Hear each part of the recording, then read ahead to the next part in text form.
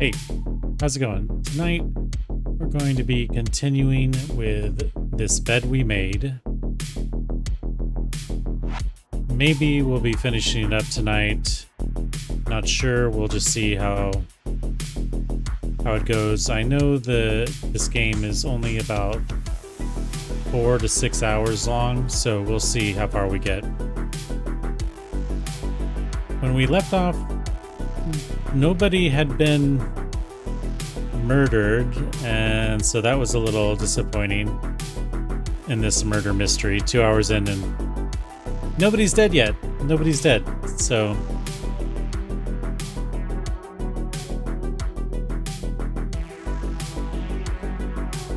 hopefully, yeah, somebody will meet their end very soon. All right, without any further messing around, let's get back into it. Just bring this music down.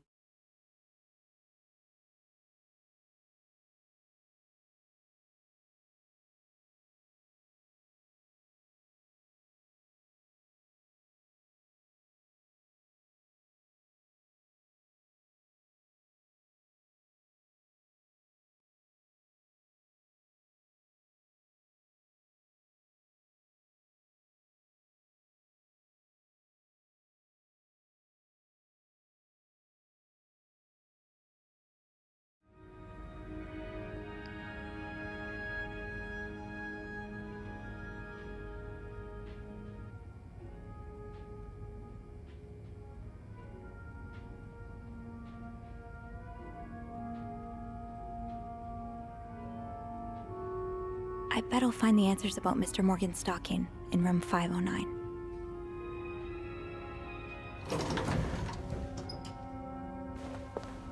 Oh, I do have 506 next on my list.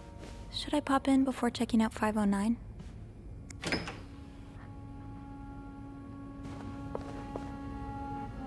Oh boy, someone's been living it up.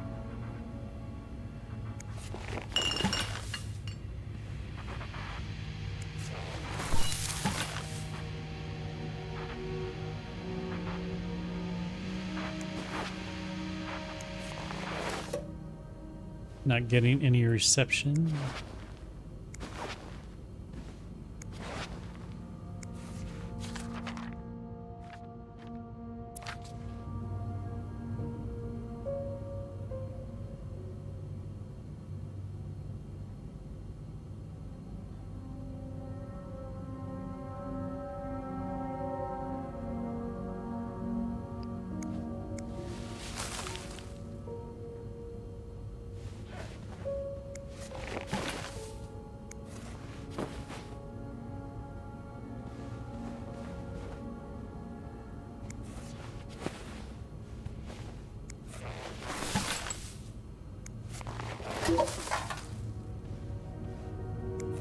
Not exactly a cherished gift, if you just left it behind like this.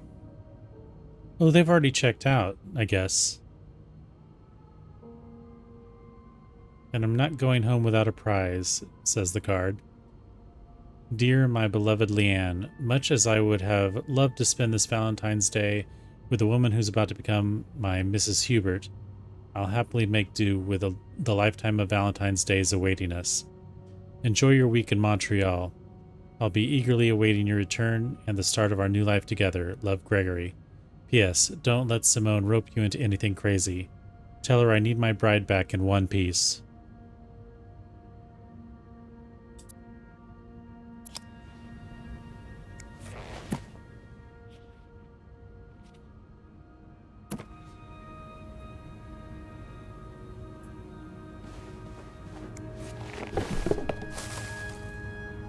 Anything on the radio? Oh, I can't turn it on.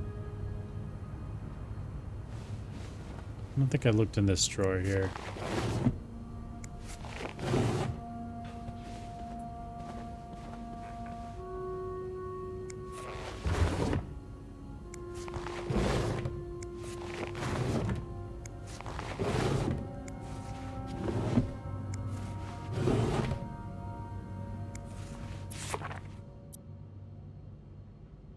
Did he really just scold us for talking? These Montreal cab drivers, I swear. I know, I thought he'd appreciate us trying to make conversation. Thank God for good old-fashioned pen and paper, at least.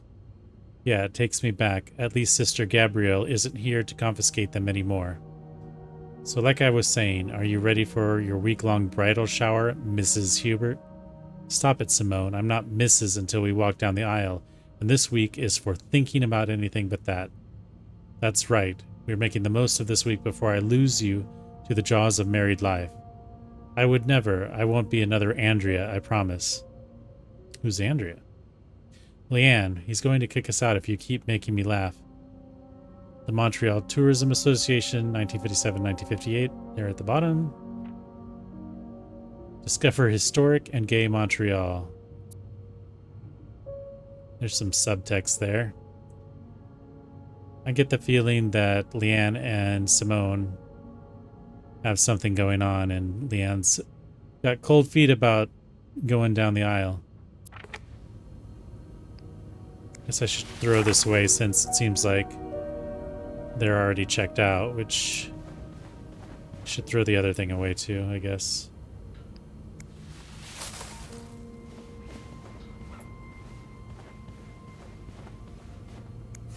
Another fan of the Gossiper. I never did finish that article from this morning. That feels like so long ago now. Dean knew he had a date with death. The Gossiper. A peek in the lives of the rich and famous. February, 25 cents. Exclusive interview. Gracie Jones' dirty little secrets exposed. See also. The untold story behind Frankie and Ava's divorce. Page 11. All you need to know about the Presley scandal. Page 14. Is Liz bankrupting Mike? Page 22. Raphael Cosmetics. The lipstick that lasts all the way down the red carpet. Worried about smudges? Fear not. Raphael boasts a kiss-proof formula, ensuring your enchanting allure lasts from dusk till dawn. We ensure your lips are always camera ready. Snap breathtaking photographs that immortalize your beauty and be just like the glamorous Hollywood starlets. Give your lips the Hollywood treatment. With this new shade, he'll wish he stayed. Jeez. He'll never deny you a kiss with lips as red as this. Get ready to pucker up with Raphael's lipstick collection in vivid hues of scarlet reds and blushing pinks. These magical lipsticks exude an aura of irresistible allure that will leave hearts throbbing. Raphael Cosmetics.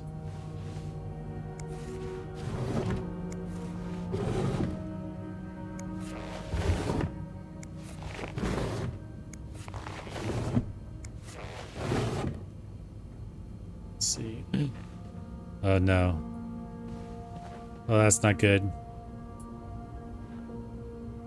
Red balloons are not good. Pennywise!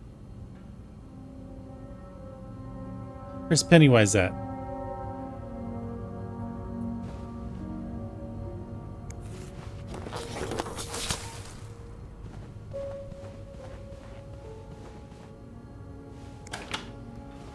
Oh, that's not cool.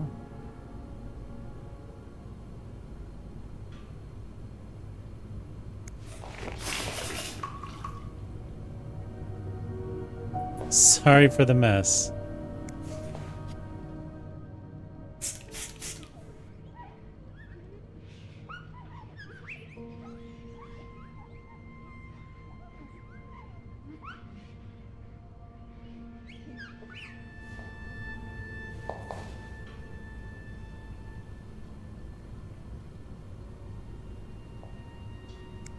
Could this be the shoe from the chocolate fountain? I can't wait to tell Andrew.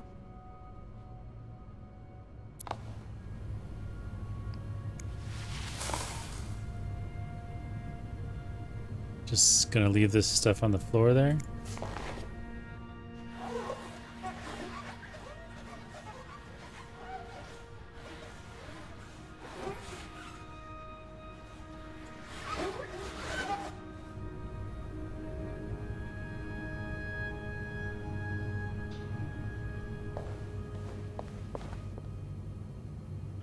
Well,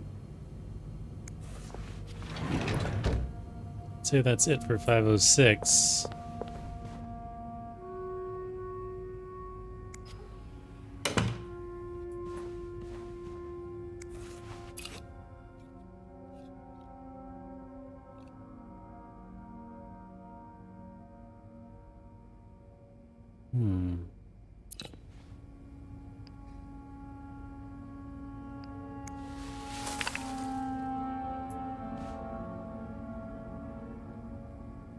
Where was I going? 509?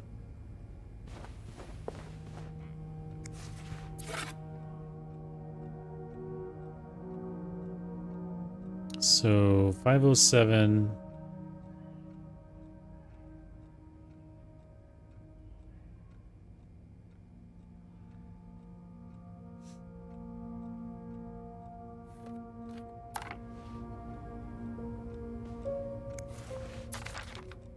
And these are everywhere.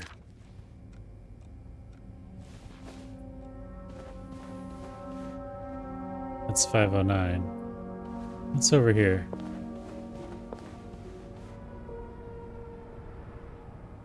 Doing some construction, I guess?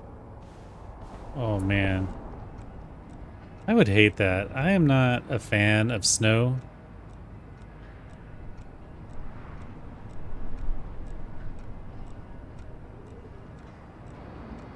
I lived in Colorado one winter and I just was not big on the snow. Me.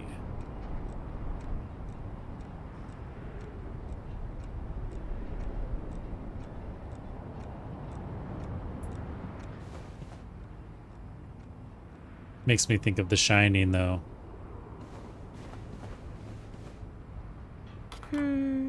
I think I have all the supplies I need. Fine. Where's your sense of adventure?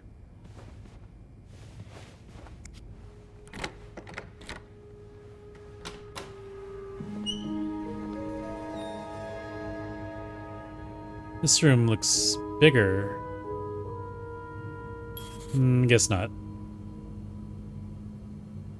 Looks like someone had quite the shopping spree. More work for poor Rebecca. Hang in there, Reb. Norrington Hotel, same-day laundry service.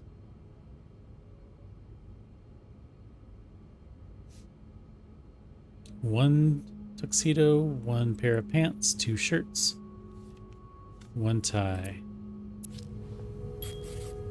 My first step should be to tidy up a bit. Searching a clean room is easier than searching a messy one. Okay.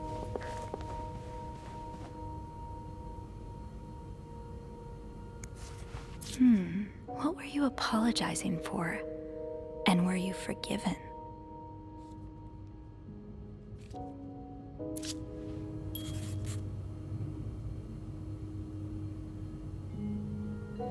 Look at the journal here.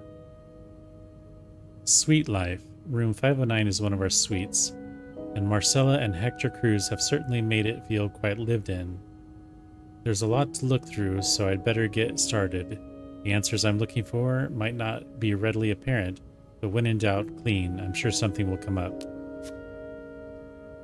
A breaking point. Beth and I agree that the graffiti left on Linda's door, "Hypocrite bitch," was most likely Wendy's doing.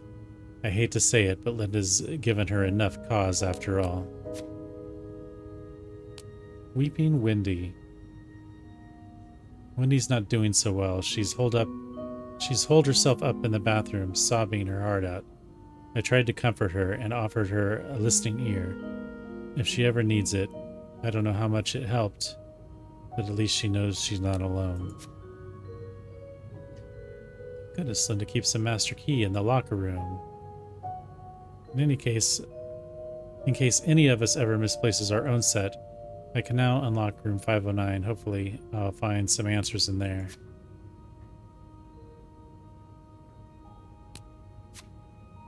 Okay, all signs point to 509. Sometimes it feels like Beth has the answer to everything. With the help of the logbook, we were able to figure out who the mysterious H and M are. Two guests, Hector and Marcella Cruz, a married couple staying on the same floor as Mr. Spade in room 509. I think we determined that they were who Mr. Spade was kind of spying on, or he was spying on them. It looks like Mr. Morgan's stalking doesn't end with me, right? He's also following two of the hotel's guests, M and H. I can't believe I'm saying this, but I'm grateful he only took pictures of me. He has extensive notes on M and H's comings and goings, like he's tracking their every move. Sounds like he's tracking your every move as well. I need to find out who they are and what we have in common. Maybe that will tell me why I'm caught up in all this. Hopefully Beth can help, or at least reassure me that men like this get what's coming to them. I think I have a theory. I don't know. I'll keep it to myself for now.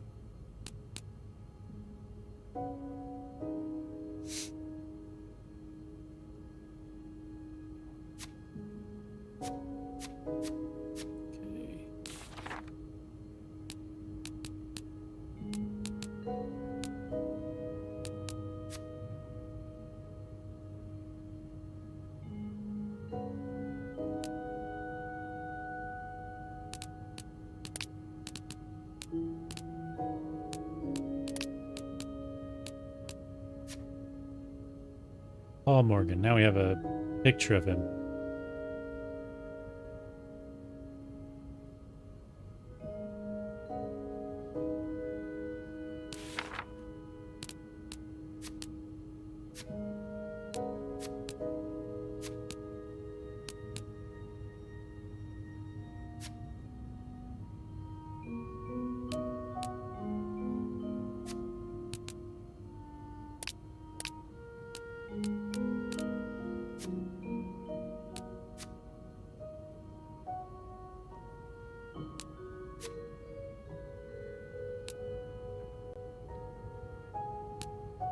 Lindsay Franklin.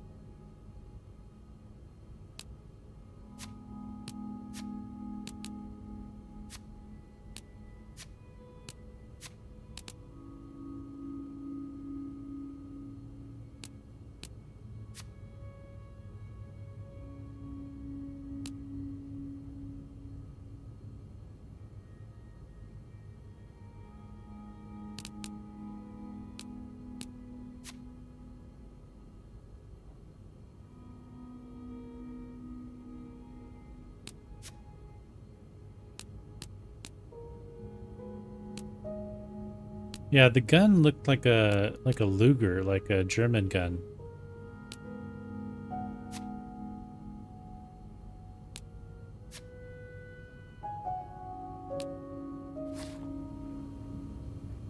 I'll hold off on throwing this out just yet.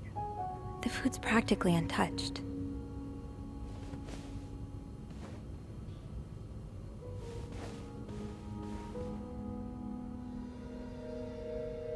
Someone's sleeping on the couch.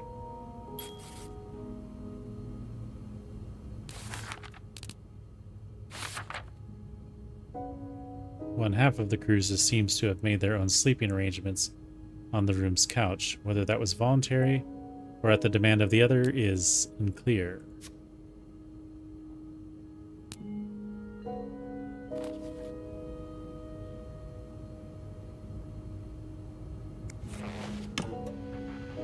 Still nothing.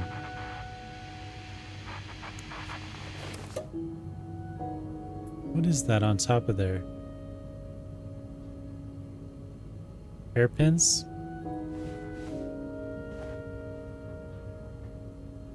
Is there actually anything to clean in here?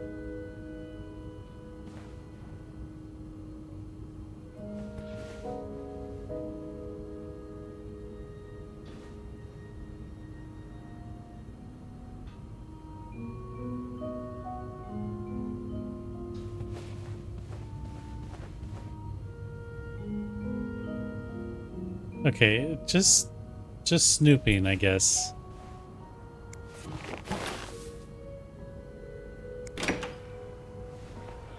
Oh.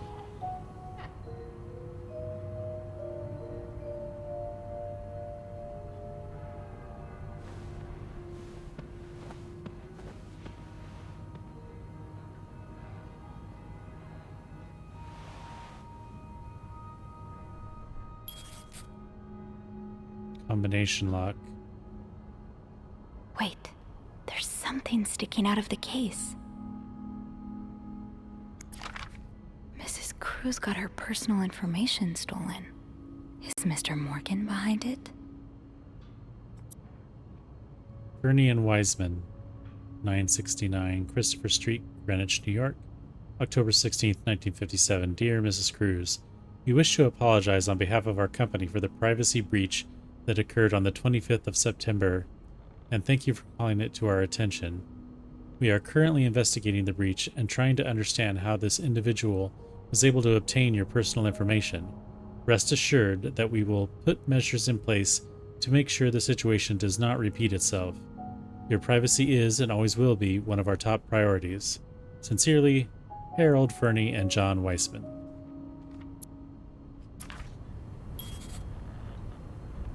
Right. Let's go back in here first before we look at all that.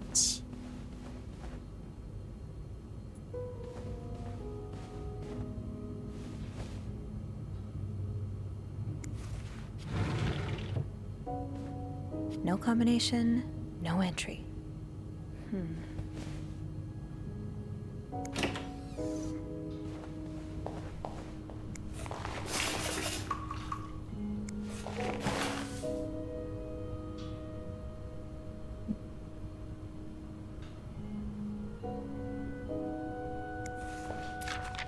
These are lovely.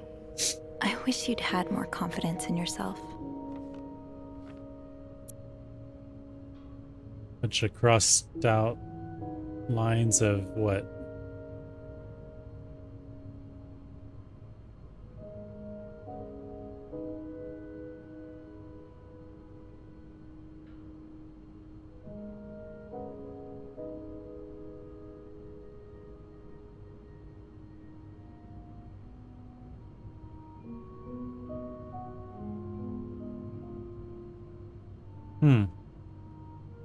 So he's trying to write a little speech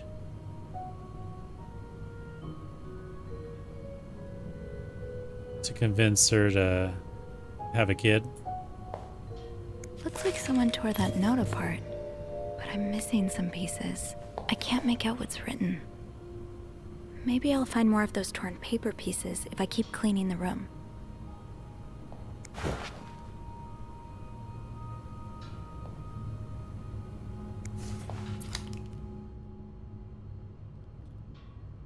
Yep, that's a toothbrush. Moodil. Each Moodil tablet contains 4 active ingredients. Acetophenediethyl, aspirin, cinnamomedrine, and caffeine. I have no idea how to read the names of medications. Dose: 1 tablet every 3 or 4 hours. If needed, take no more than 5 tablets in 24 hours. Moodil is the trademark of Myron Laboratories, Reno, Nevada.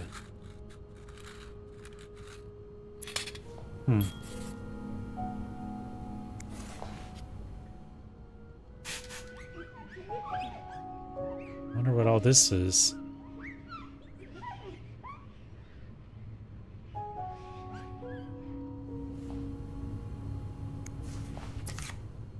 Felix's toothpaste, a wider smile, at a sensible price.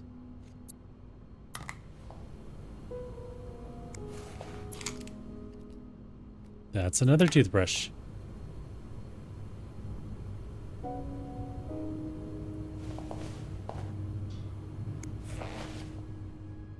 Huh. It's a 2-person tub.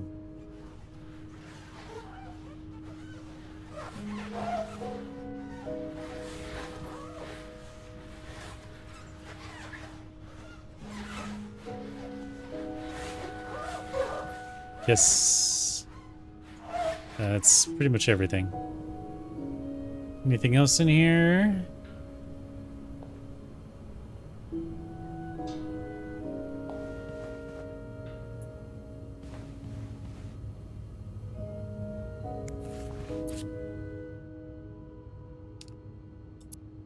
The All-American Fire and Life Insurance Company, Mr. Hector Cruz, Insurance Agent. Protect the dream.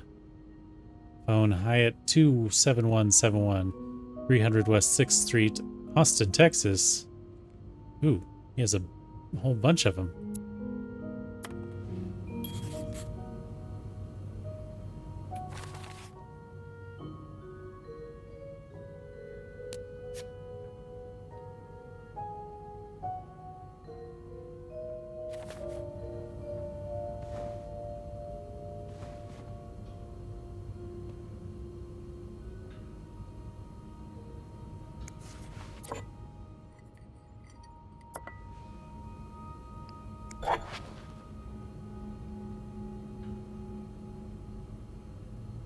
Oh, those are the towels. Like, what is that thing up there in my inventory? St. Joseph's Oratory of Mount Royal.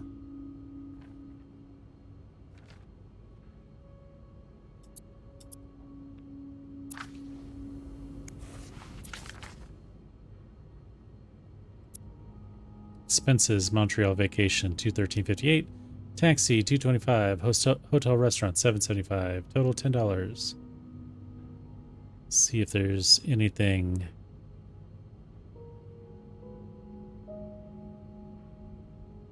That stands out. Harry's Diner. Weston's Department Store. Beaver Lounge.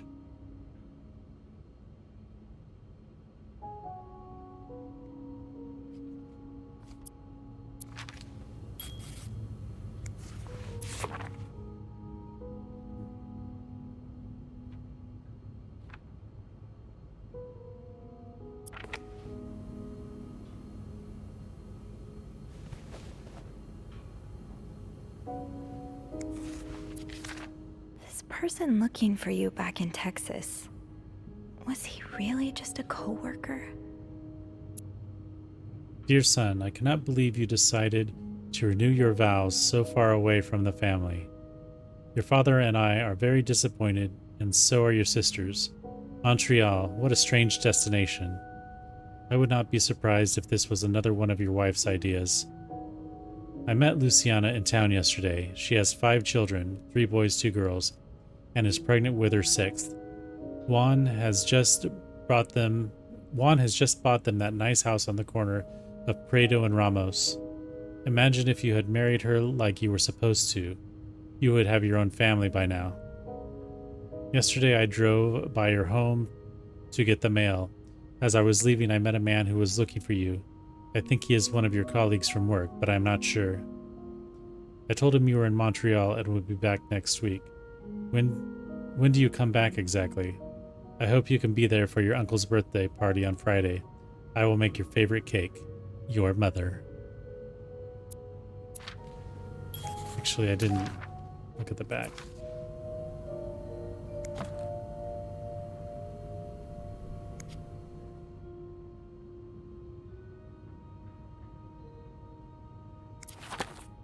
What if I just went and threw everything away? January 16th, meeting with John. January 20th, SW, question mark. January 24th, regional meeting. January 28th, haircut. January 29th, bank appointment. February 1958, February 2nd, X. February 6th, notary appointment, departure. Montreal arrival. Wedding anniversary, don't forget vows. So he was rewriting his vows on that one piece of paper. Attempt number 12, rose petals on bed. Attempt number 12 to have a baby. And February 17th, return trip.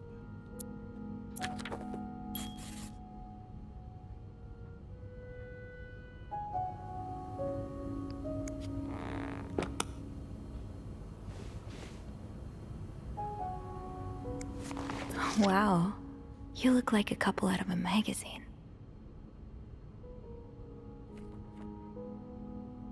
February 14th, 1948. So it's their 10th anniversary.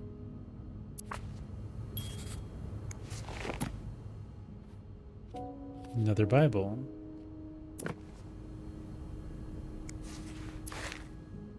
What is this? Pouch with a rosary?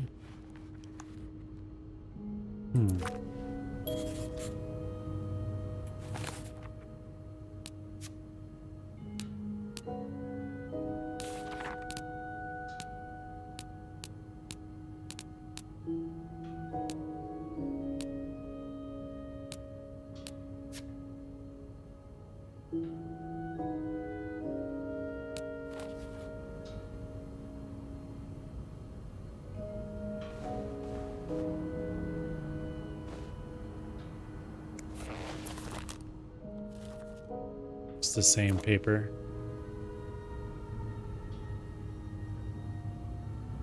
I think that's everything in this room. There's nothing I could look at over here, right?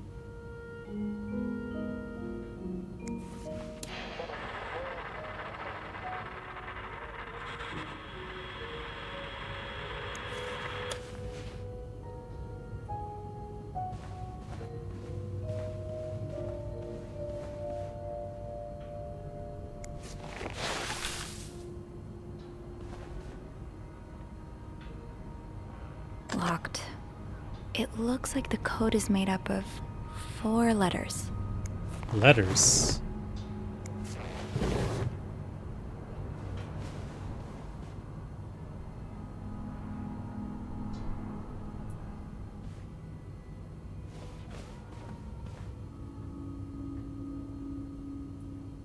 What are all these?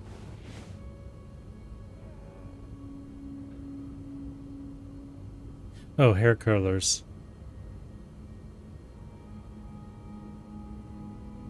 Do people still use hair curlers anymore? I guess they must.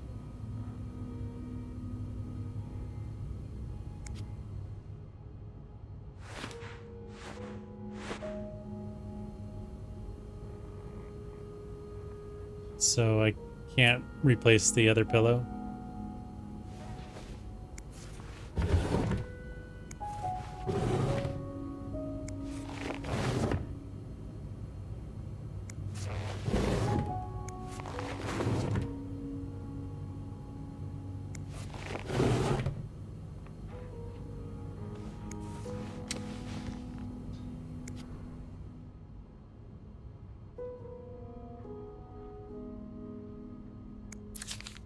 Am I reading this right?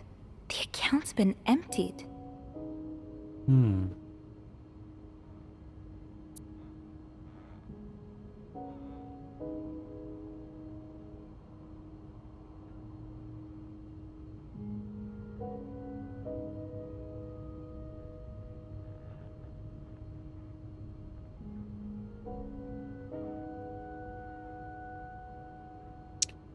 Oh. Those are the doodles. Those are the same as what Morgan had in his room, but maybe the stuff that Morgan had was just stuff that he stole from them.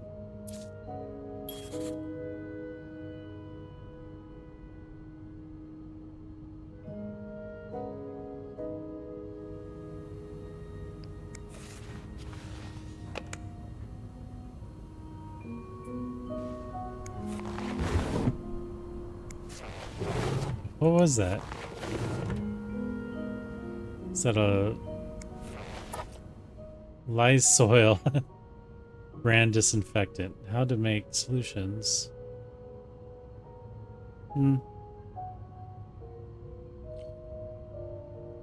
What are we cleaning with the Lysol?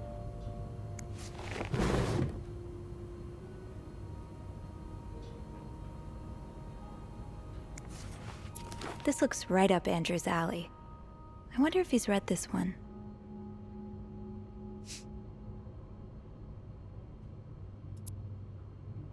Margot B. Thompson's Stranger in the Night.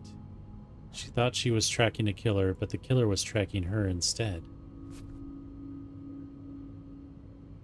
A novel by Margot B. Thompson, San Francisco, 1953. Gloria Gray is an aspiring writer who works in a diner by day and writes crime fiction by night. When a series of murders occur across the city, she decides to pursue the killer in the hope of turning her story into a best-selling novel. She meets Hugh, a mysterious young man who offers his help in finding the murderer, but soon Gloria starts to wonder if he is the killer. Read the story that's on everyone's lips before seeing the major motion picture. Oh.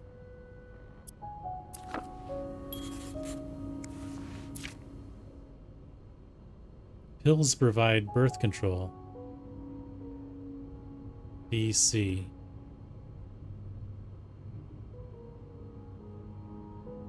Development of a contraceptive pill believed to be the ultimate form of birth control was reported yesterday to a group of journalists.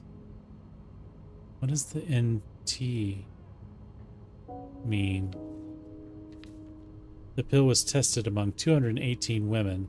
Despite reports of some undesirable effects, Mr. Tannenbaum said the pill shows great promise for the future. So, looks like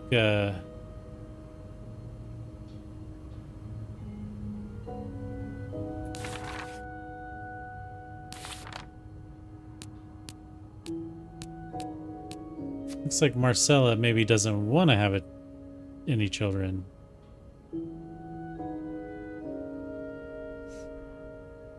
And she's hiding those bank statements.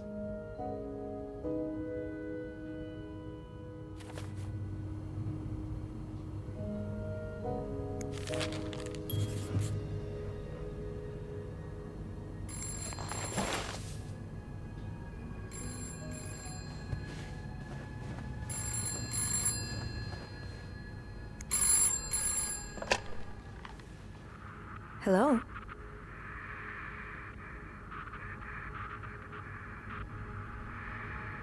Hello? Beth? Is that you? Creepy.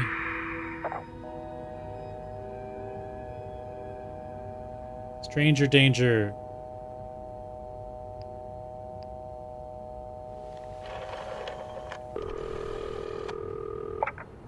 Clarington Hotel reception desk. Beth? Sophie? Did you just call me? No, I didn't. Then who called? What do you mean, who called? Someone just called, and they said nothing. All I could hear was static and breathing. Whoa. The creeporama just keeps on going, doesn't it? Creeporama. Hold on. Hey, Archie. What's up? Give me a second, Sophie. Okay, so turns out Archie here patched a call through to 509 moments ago. Did he recognize the caller's voice? You think it might have been Mr. Morgan? Yeah. Let me ask. Okay, so it was a man's voice, but he can't be sure if it was our creep. Did he notice anything else? He says he heard a faint bell in the background. It sounded like the elevator's bell, so he assumed the caller was one of our clients. You didn't see Mr. Morgan come back to the hotel, did you? No.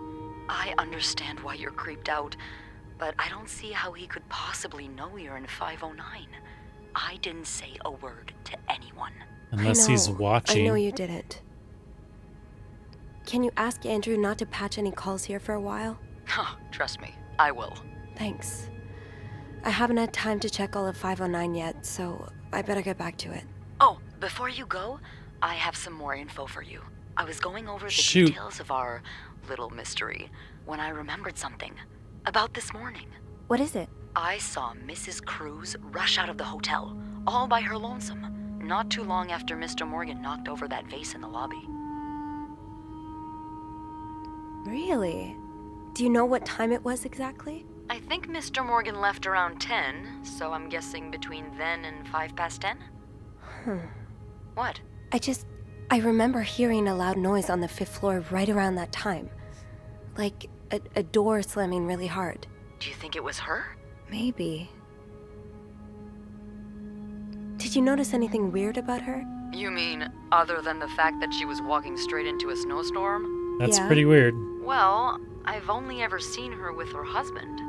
It seemed unusual that she'd be leaving alone. But now that I think about it, maybe she was sneaking out. Or following Mr. Morgan. Yeah. Hopefully I can make sense of all of this. I'm sure you will. Call me as soon as you find something. Okay. Thanks for the info.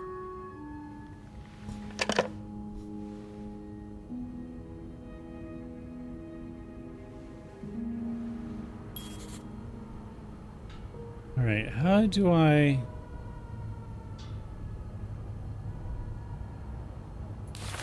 Oops.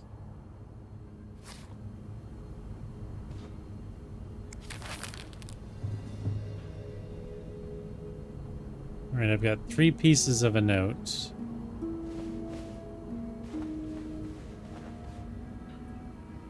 Locked. It looks like the code is made up of 4 letters. I feel like maybe on this... Did I look in here already? There we go.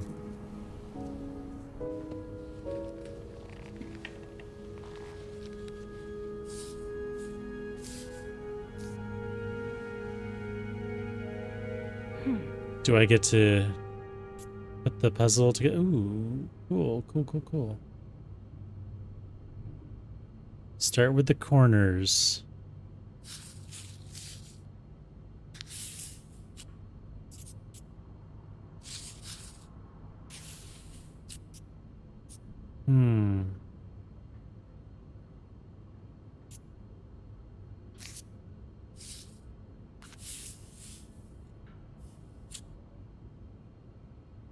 Looks like I don't have everything.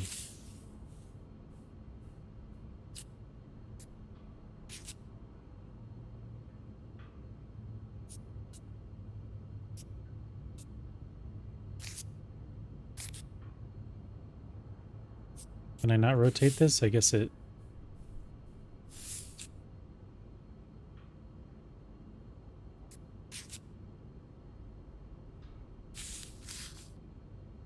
Is this like this? Or like this? That looks like that goes there.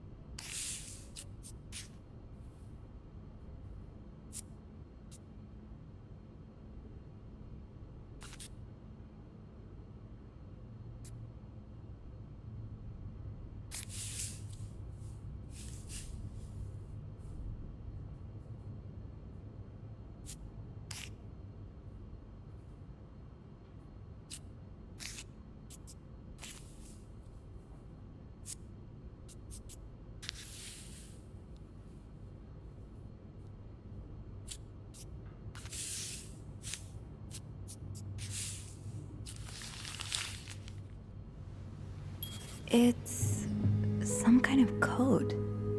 Could I break it? What are you looking at?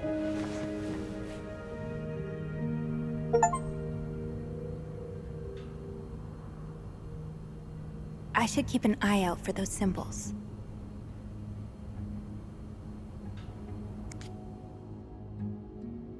Okay.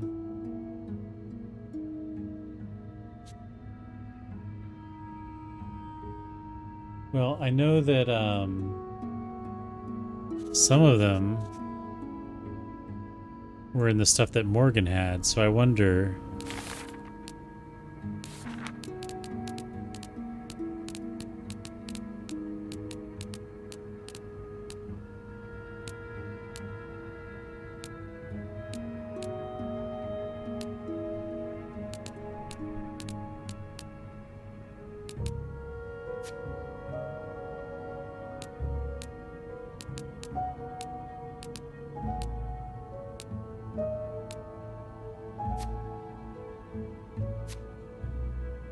No, the pawn... What about...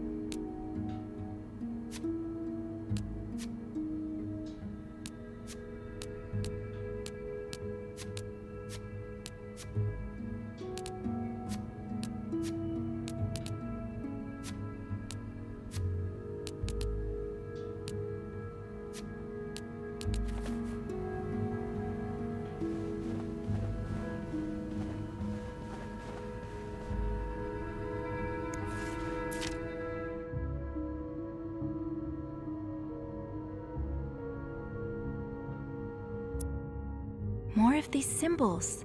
Just what I was looking for. Yes, these are part of the same set. I think I can use this. Yes, these are part of the same set. I think I can use this. That's all I remember seeing in this room, though. Like that.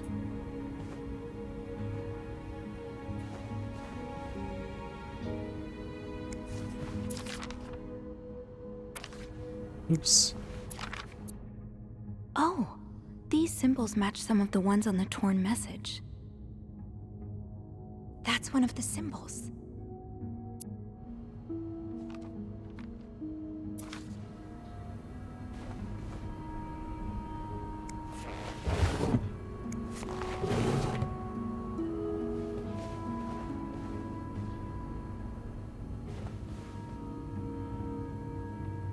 Is there anything on that slip? Yes, maybe. Oops.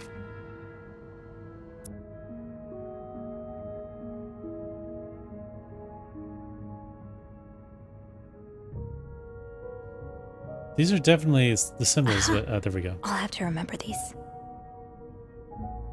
Aha! I'll have to remember these.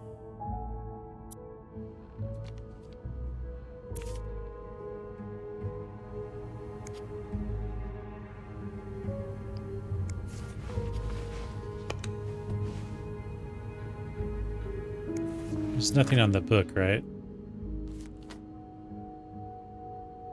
The girl on the cover kind of looks like Marcella. Is it Marcella or Marciella?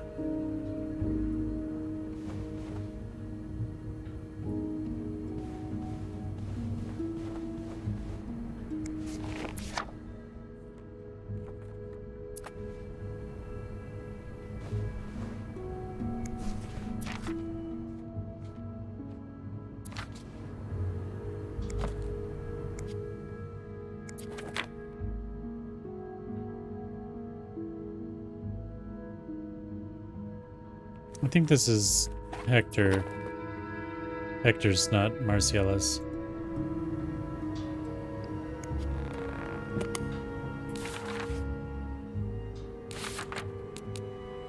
Marcella.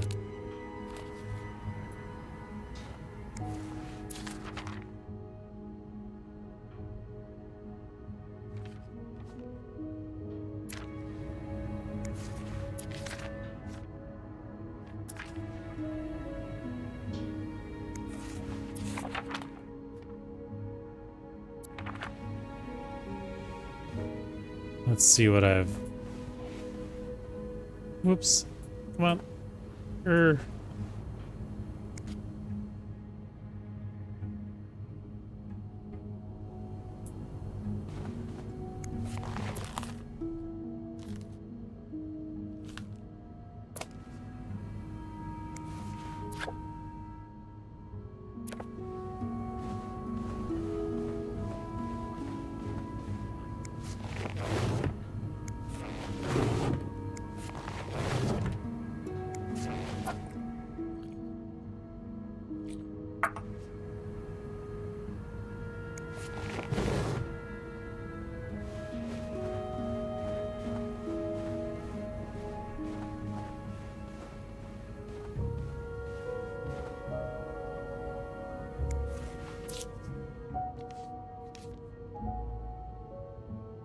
I think this was, you know, they said Marcella left. I think that was her saying like goodbye. She was like taking off.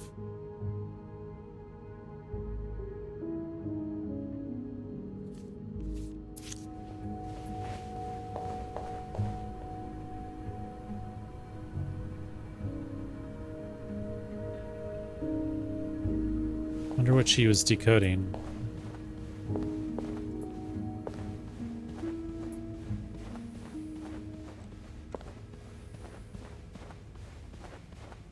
Oh. Put stuff back here. And then a towel, yeah.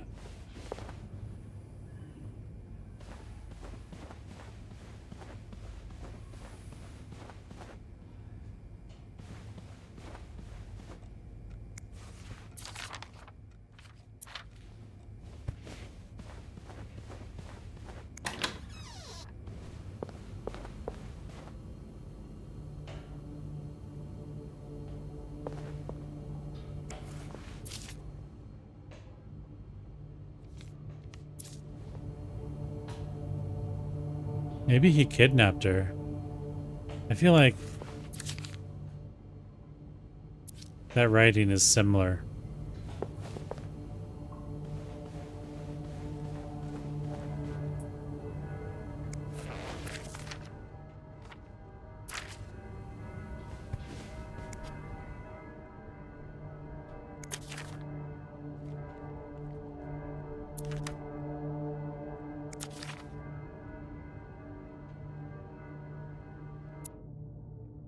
More of these symbols. Just what I was looking for.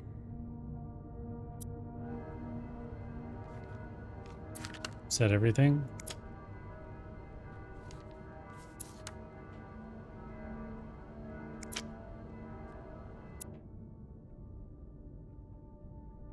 Yes, these are part of the same set. I think I can use this. Yes, these are part of the same set. I think I can use this.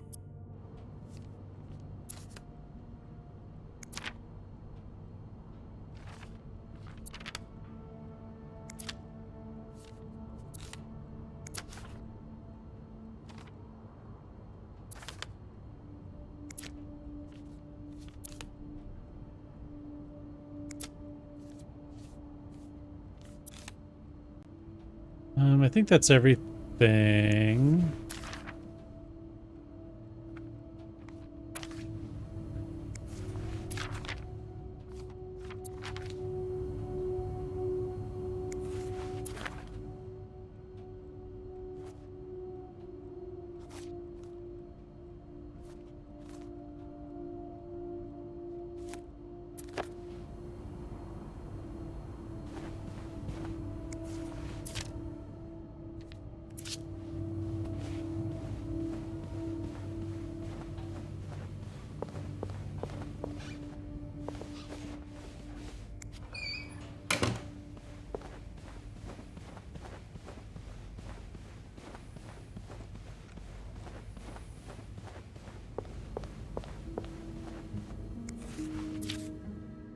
No, I guess it's not the same handwriting. It's not everything, though.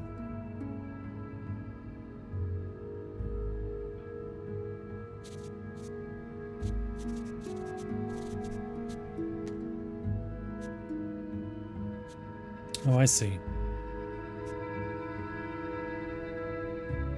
So this is I.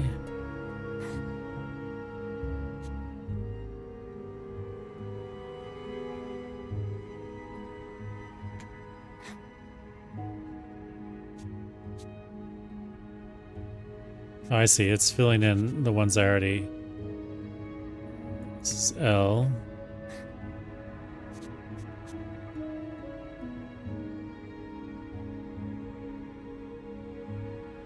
I don't have that one yet. 2 is A.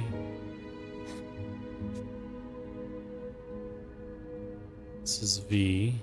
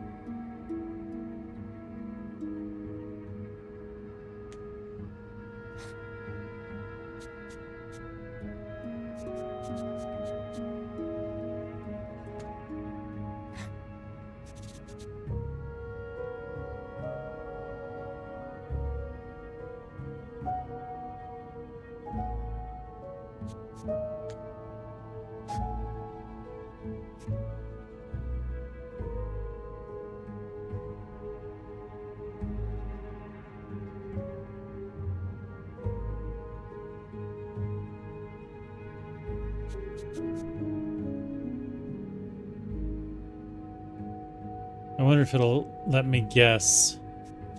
Because I think this is going to be E. I will leave notes in the vent next to... This is going to be Y. Oops. R. I will leave notes in the vent next to your room.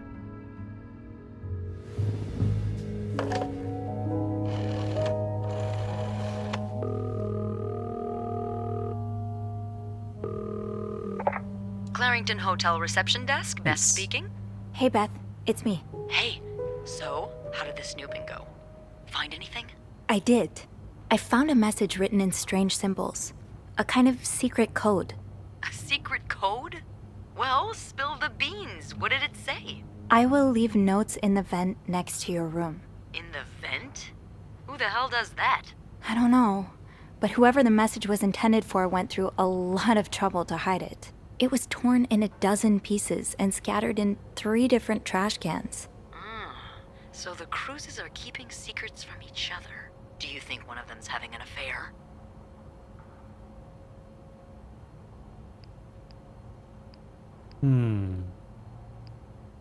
I don't know.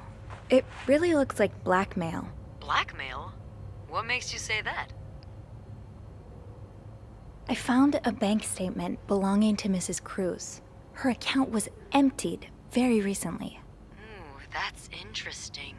But it could mean a lot of things. What do you mean? Well, people need their money, especially when they're traveling. Although I have to admit, withdrawing all of it does seem a bit strange.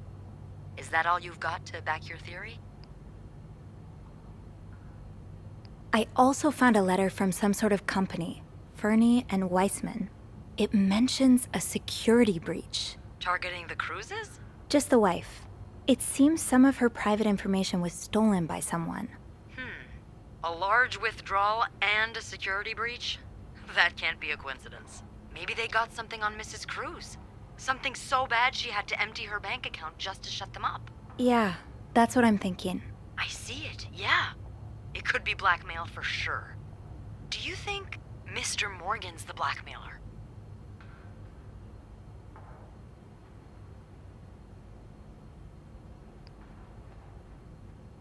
What if the Cruzes hired him to find the blackmailer's identity?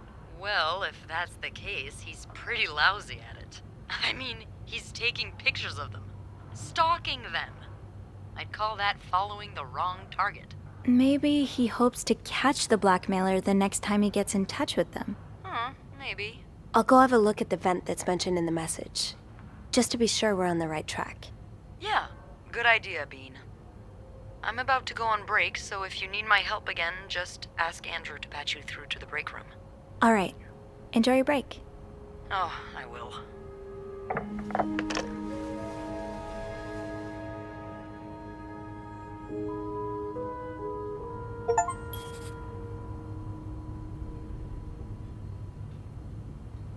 I will leave notes in the vent next to your room. But which vent? Good question. Which vent? Which room? I wonder...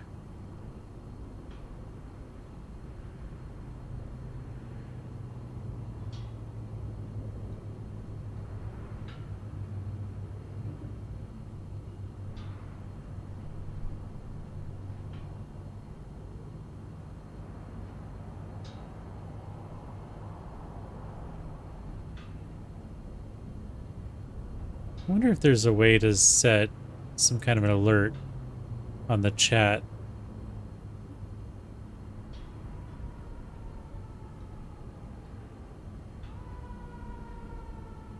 So that I see it. Because I don't see it because I'm paying attention to the game when people leave comments.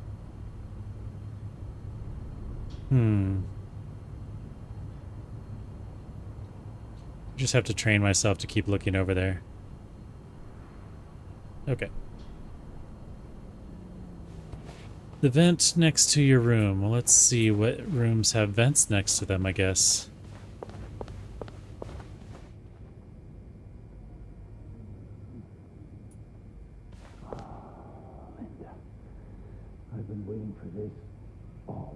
Oh dear.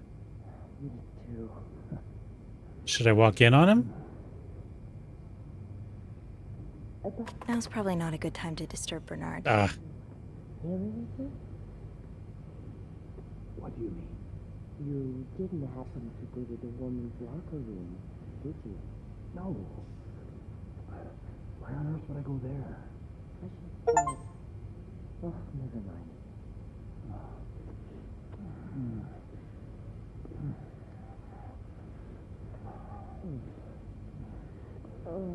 that's enough of that. Ouch, I wonder... foot. Not so loud.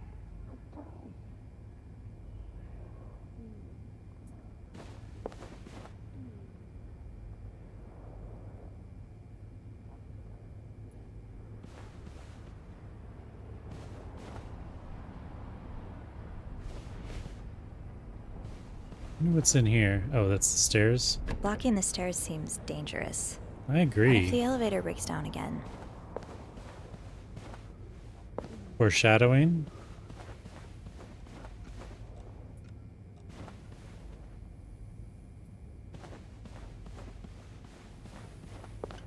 There's no vent next to any of these rooms. Maybe it's not on this floor. Hmm.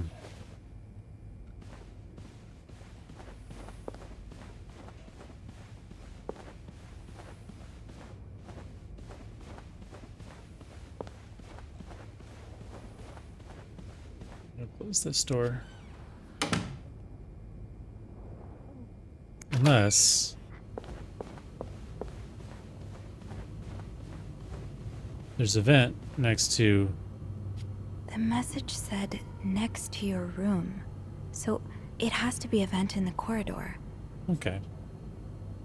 Fine.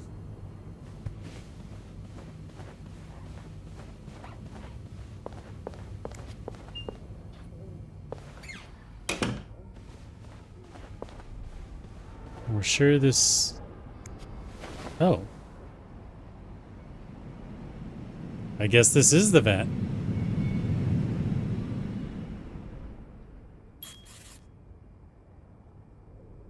So the vent next to the janitor's closet?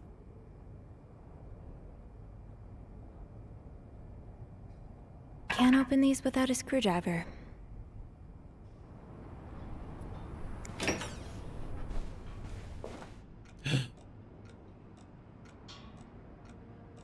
Whoa. I've never seen two people more suited for each other. I hope they work things out. They need to. Wendy and Jacques. Is Jacques the janitor?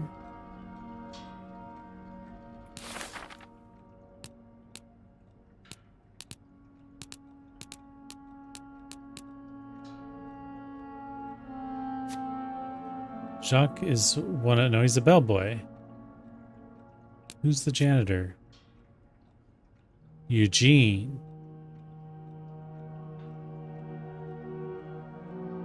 Interesting.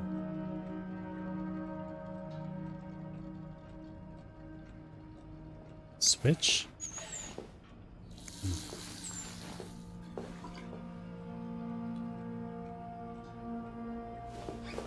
Eugene's a pro at fixing the fuse box whenever there's a power outage. Wait, Sophie, you don't need these. Be careful. It's a slippery slope towards becoming a hoarder. I don't need them yet.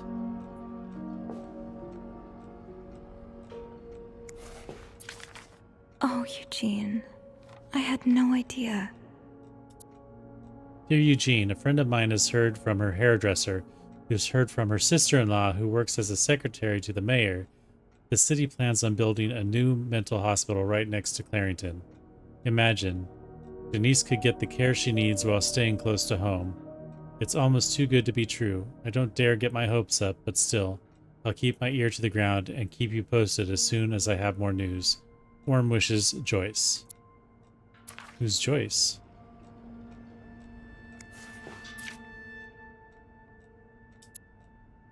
Shop owners against new mental hospital.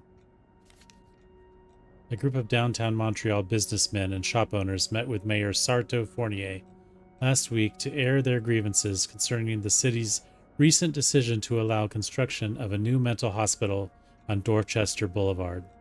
William Weston, manager of Weston's department store, says he and his group will fight tooth and nail to prevent the hospital's construction. Will our customers feel safe to come downtown for their shopping needs, knowing there are lunatics next door? He said. The hospital would be the first of its kind in Montreal, as patients would be free to come and go as they please.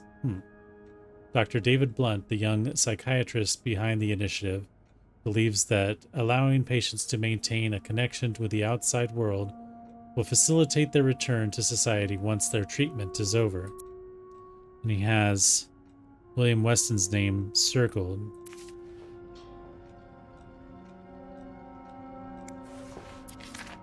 Sounds like Eugene asked Bernard to stop opposing the construction of the new psychiatric hospital. And Bernard was Bernard. Dear Eugene, I was unaware of your daughter's condition. What's his daughter? I can only imagine how difficult this must be for you and your wife. But do not worry, you only have to look at my brother to see how rotten apples grow even in the best of families. Oh, that's kind of a mean thing to say. As for your request, I am afraid I am unable to grant it. Mr. Weston is both a good friend of mine and a benefactor of the Clarington, so it would be inappropriate for me to oppose him. Also, considering his great influence in this city, I have no doubt he will manage to prevent the hospital's construction no matter what. Thank you for understanding. Bernard Leduc.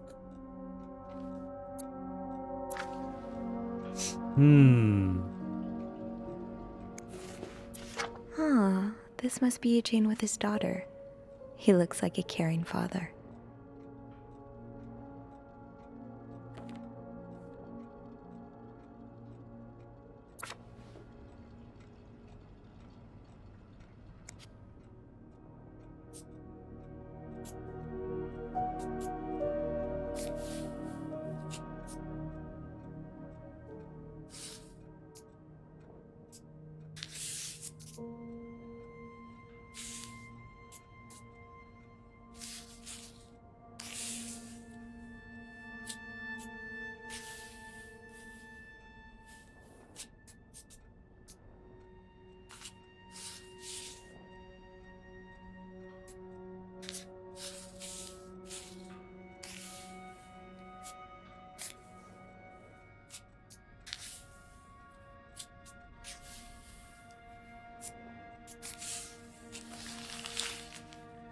It's so satisfying. Highest priority, huh? That means Eugene's probably working in Bernard's office right now. Eugene, Bernard tells me there is a cold draft coming from his window, and it's turning his office into a freezer. Fixing this should be your highest priority today, Linda. Maybe she just wanted Bernard out of the vicinity so they could get it on in the other room. Alright, toolbox. Shoot, no No screwdriver. screwdriver. What's life without a little challenge? I'll bet Eugene has it in the office, maybe.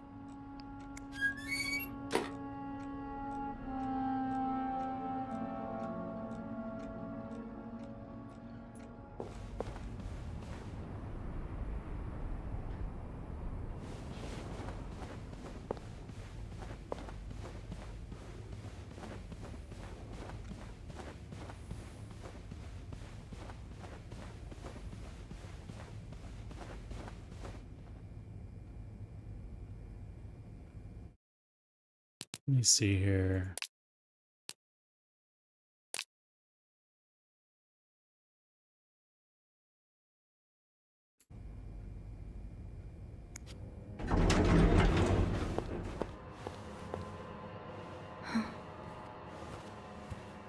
Who's this?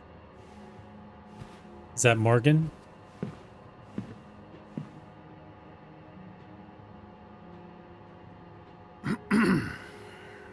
It's, Miss Bellevitte, isn't it? No. Oh, Roy. Ah, right.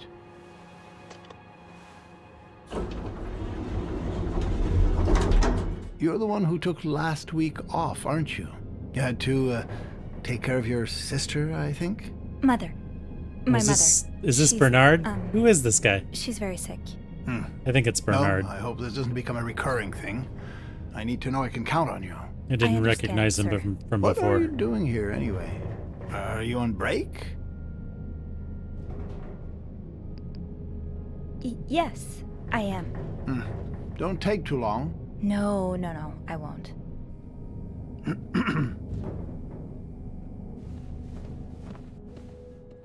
I guess I should have seen the subtitles, said Bernard. Well, don't you look mischievous. Hey, Bean. If you're planning to give Bernard a good scare, sign me up. No, I'm looking for a screwdriver. For the vent. Linda asked Eugene to fix Bernard's window. Oh, I see. Eugene? What the hell? You'd better go and take a look. I'll stand guard by the elevator and make some noise if I see Bernard coming. Okay, thanks. I'll be quick.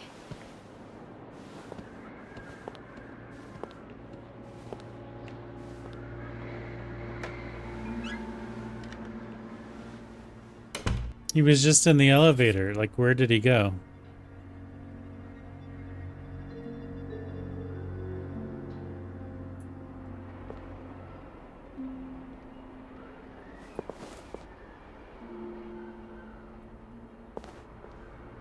It's like somebody was celebrating.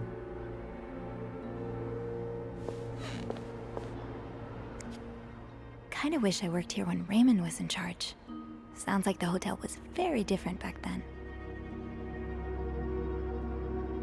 Raymond Leduc retired yesterday after more than 20 years at the helm of the Clarington Hotel, located in downtown Montreal.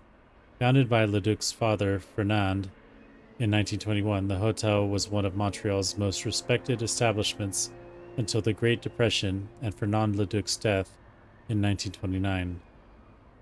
Ever since, guests have noticed a drop in the hotel's standards. My wife and I used to stay at... Why would this... He framed this. My wife and I used to stay at the Clarington every year for our anniversary, said Mr. Grayson, who first visited the hotel in 1925. We've stopped coming 2 or 3 years ago because all of the unsavory characters hanging around. My wife was quite afraid. Despite Raymond Leduc's retirement, the establishment will remain in the Leduc family, as his brother Bernard is now taking over the reins after many years as the hotel's concierge. Interviewed in the lobby, Mr. Leduc promised great changes would come for the Clarington. Well, just look at these distinguished gentlemen. And a young Bernard. Hold on.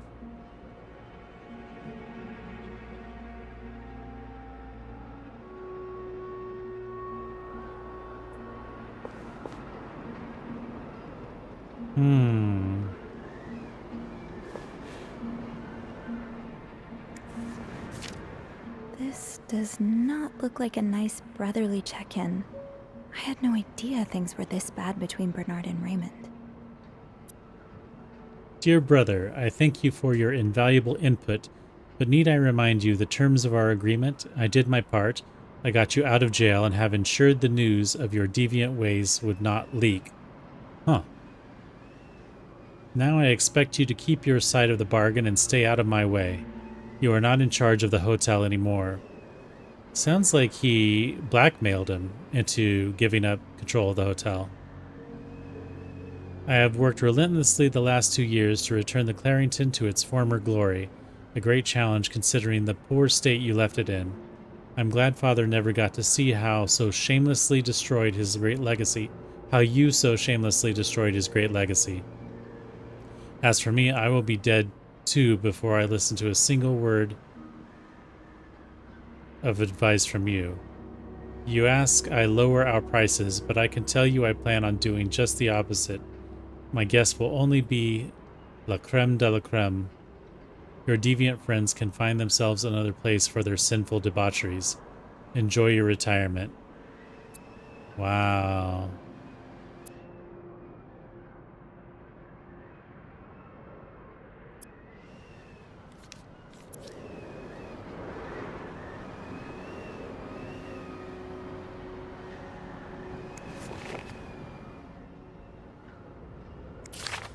Opposing something that could help so many people just because it's close to your hotel?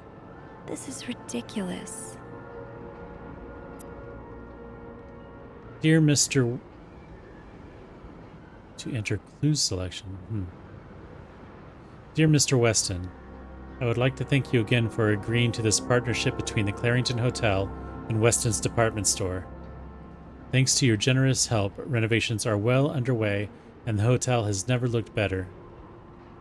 You should come visit soon when your busy schedule allows it, of course. On another note, it has come to my attention that you have formed a group of local businessmen to oppose the construction of the new mental hospital. After working so hard to elevate the Clarington standards, I cannot allow a band of cuckoos to move in my backyard. Should you accept it, it would be an honor and a privilege to join your fight. Cordially, yours sincerely, Bernard Leduc. Handwritten by Eugene. Enjoy the cold, you cold-hearted prick. Okay, let me see here. So, I take it the open window was not an accident. Can't say I blame you, Eugene. So, I take it the open window was not an accident. Can't say I blame you, Eugene. Aha! Let's get you to that vent.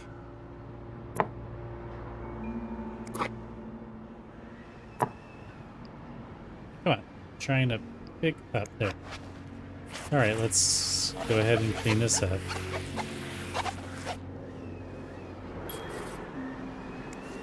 With this blizzard, Bernard's office will be a skating rink by the end of the day. Best to avoid that. Bernard's a jerk, but it bothers me to leave that window open for some reason.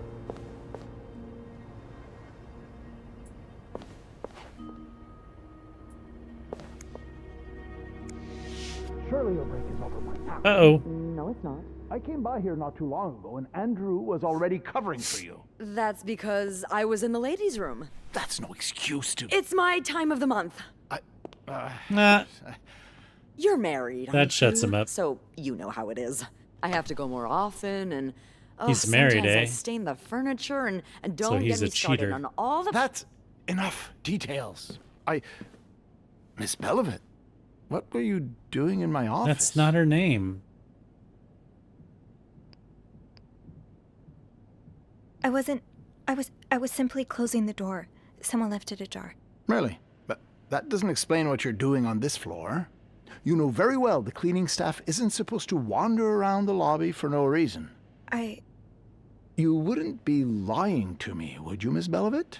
No, I He doesn't swear. even know her name. It's my That's so fault. annoying. I asked her to come clean up a mess I made. Spilled coffee. Coffee? Oh, Miss Lambert, you're not supposed to have beverages at the front desk. Yeah, well, there are so many rules here. I lose track. He's got all kinds of crappy rules. Come with me. Oh, she's gonna get in trouble for covering for her.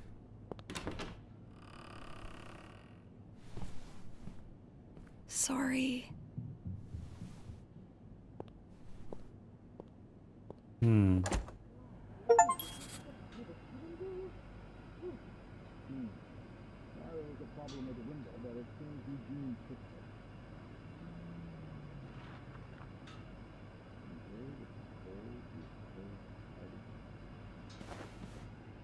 What's that? Nothing. It's nothing. Sure doesn't look like nothing. Who sent you that? Well, didn't you have some speech for me or something? Right. Yes. Yes, I did. I'm really disappointed in you, Miss Lambert.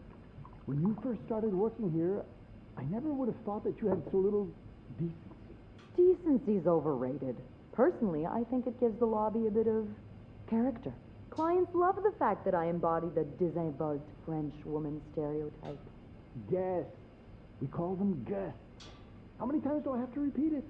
And Mr. Ramsay sure didn't seem to appreciate your, how do you call it? Désinvolte French woman attitude? Telling him his only recourse is to pray for the snowstorm to end. I thought that was awesome. That's not how you talk to guests. No, that's how you talk to morons. You're lucky, Miss Lambert. Lucky you have a face that makes people tolerate your abrasive personality. If you weren't so pretty, you'd have been out of a job a long time ago. Wow. But I'd suggest not testing me. Especially not today. Total misogynist to boot. Well, if you give me a raise, I might consider being more agreeable when it comes to yes. You really think this is the right time to ask for a raise? Now, even if you were a model employee, which clearly you're not, it'd be foolish of me to give raises right now. But with the renovation cost overruns and Mr. Weston not returning... Oh. Yeah. I think you may just be his type. What the hell are you going on about? You know who Mr. Weston is, don't you? It has just occurred to me that he's particularly fond of French women. Oh, I see where this is going. Look, I wonder if there's any $2 benefit to for the eavesdropping on place these that you conversations. And I'm not asking much. Next time he comes to visit, just try to be nice to him. I mean, nicer than usual. What are you $2? saying, That's sir? adorable. Make it 5 and I'll smile. $3 and you make conversation with him for 10 minutes. $4 for 5 minutes conversation. Paid up front. Deal. Always a pleasure doing business with you, Bernie. Don't make me come back on our agreement. Now, this is all the info I have on the Western. His hobbies, his favorite foods, everything. I want you to memorize it. You have a folder on him? Beth maybe came up in this What did you say? Nothing, dressing nothing. down. Just give me the file.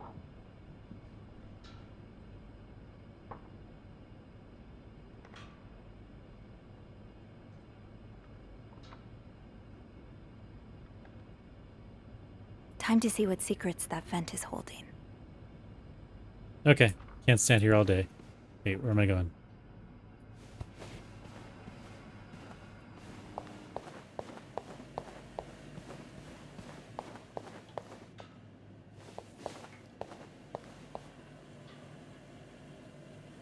Make sure there's nothing out here I should look at. Sorry, ma'am. How big did you say your party was again? Whew, that's big. Bernard still leaves these around the front desk? Guess he didn't hear Beth when she swore she'd burn the place to the ground next time she had to suffer through one of his sermons. No, that won't work. Clout Class Larrington. Yes, I'm still here. Sorry, ma'am. I'm looking at our availabilities for that time of year, and... I guess he doesn't have time to talk. I know. Yes. Just give me a moment, please.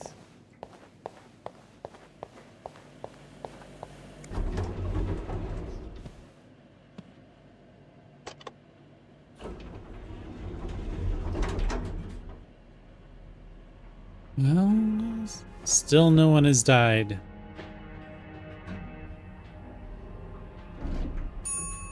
I'm pretty sure there's a murder in this game.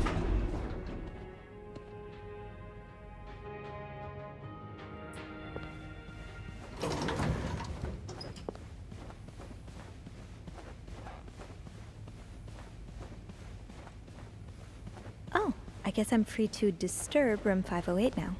But that's where Bernard and Linda were. Ew. Should I go in there? Might be able to dig up some dirt on Bernard and Linda.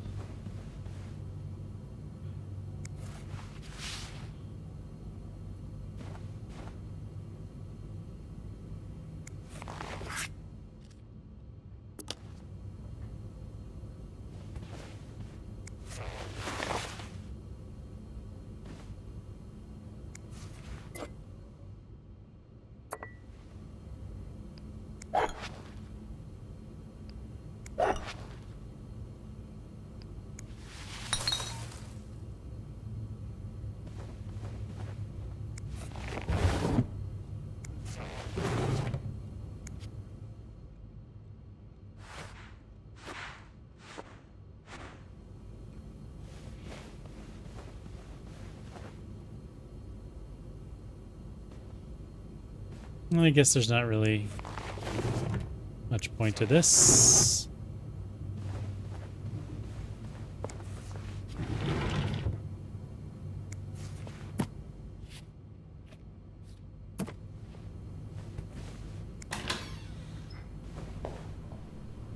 She has a whole stack of these. Let's throw these away.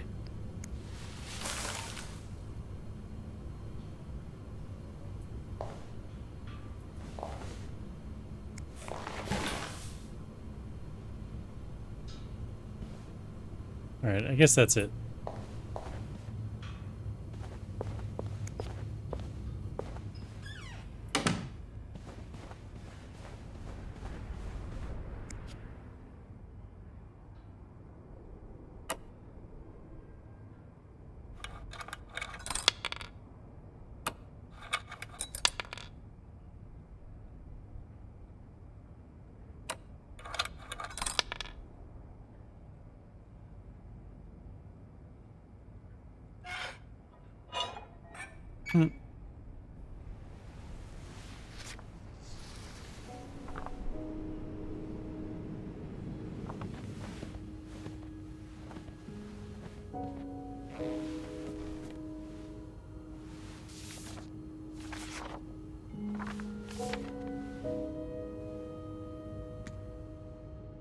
Ooh, this is a long note. I wonder...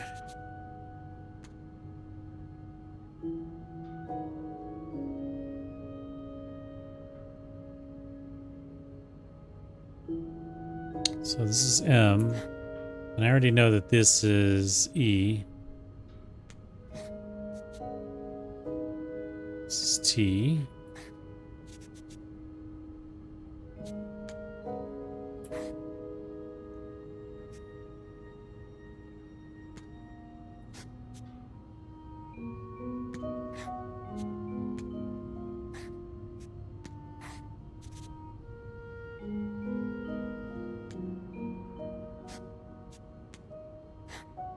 Oops.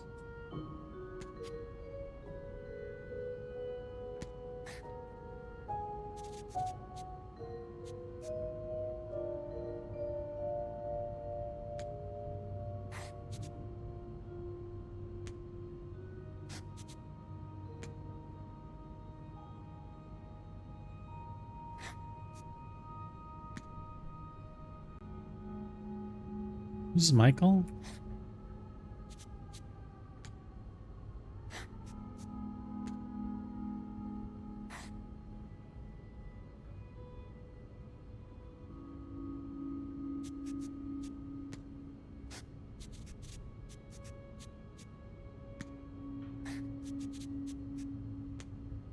Meet me tonight in my room. Michael will be sleeping. We need to discuss our plan. Who's Michael?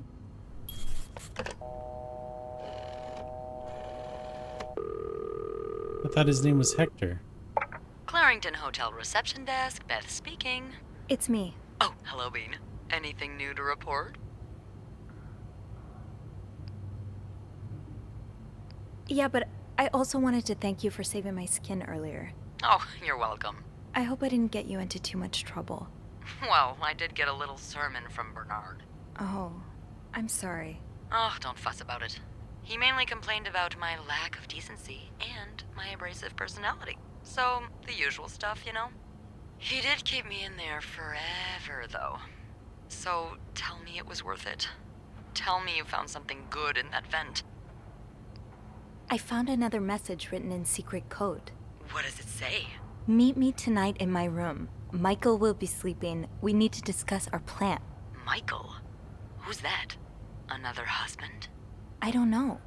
It's the first time I'm hearing of a Michael in this story. Let me check the logbook.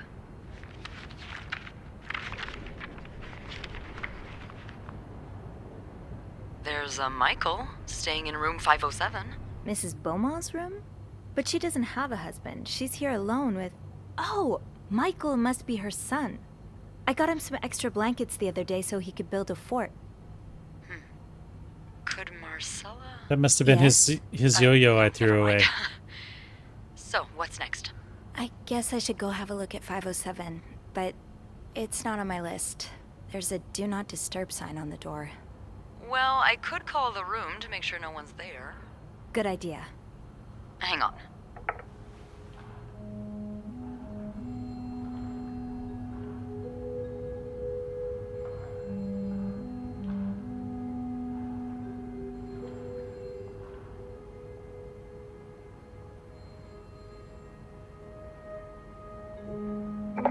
You've got the all clear, Bean. Head on over. Thanks, Beth. I'll call you back.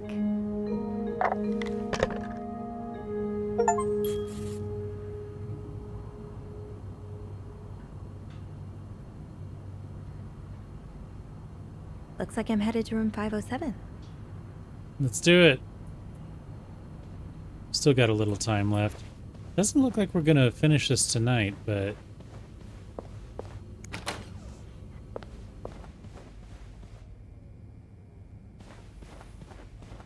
I'll bet I have another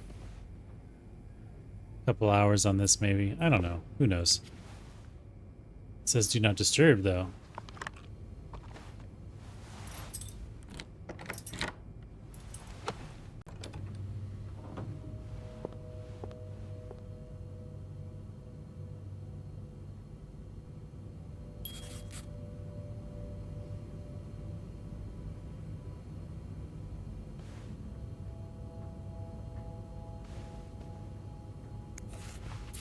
Mr. Cruz, huh? Numbers, dates, times. What does it all mean? I still never figured out the code to her case on the bed.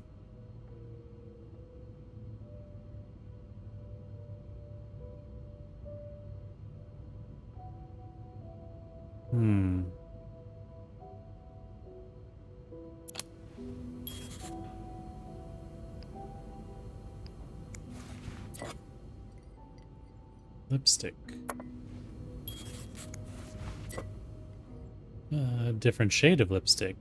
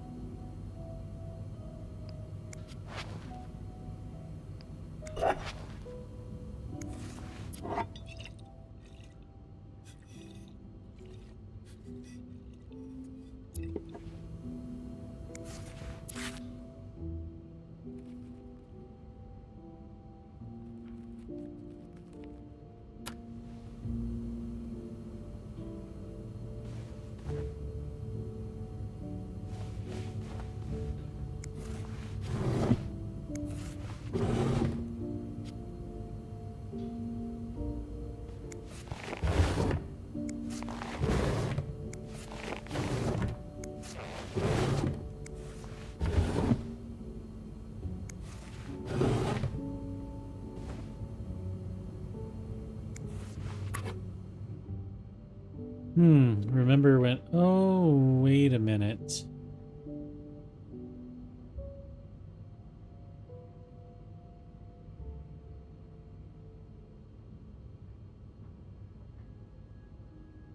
In the other room, where the two girls have been celebrating the bridal shower, they talked about a Catholic school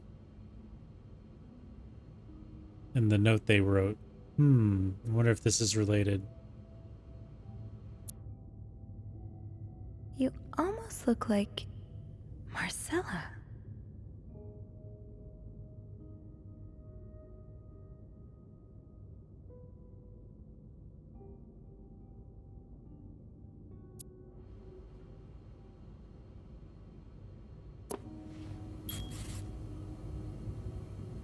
Let's get to the bottom of this and find out what links these rooms together.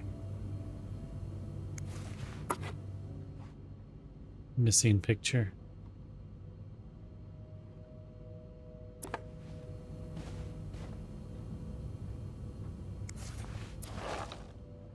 Oh, that's where he got the yo-yo from. I'm sad I threw it away.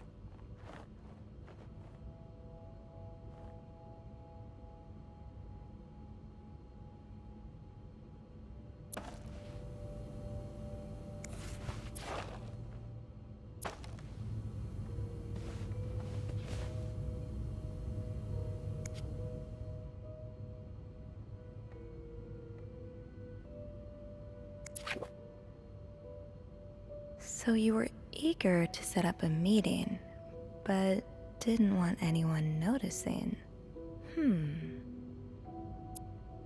I hope you are well in spite of the circumstances. We've been on the train for 2 days now. It's a long ride, made even longer by the fact I cannot wait to see you again. We are scheduled to arrive in Montreal on the eve of Valentine's Day. I booked room 509. It's a marital suite. When we arrive, please refrain from talking to me until we can figure out a safe way to see each other. Say hello to Michael for me. M. Mrs. Beaumont, Clarendon Hotel. Yeah, Marcella is Michael's mother, I'm gonna say. That's my guess. Oh, Michael. Adults can be so confusing. I promise it's not you. Dad, I'm sorry, but Mom asked me not to tell you the name of our hotel. She allowed me to talk about our room, though. We have 2 little beds, a radio, and even a television. Mom let me build a fort, and the maid brought us extra blankets. That's me. She's really nice. The hotel is nice too, but I miss home. I wish Mom and you could be happy, and I wish everything could go back to the way it was before. But Mom says it's impossible. She says she no longer loves you. Do you think she'll ever stop loving me too? Michael.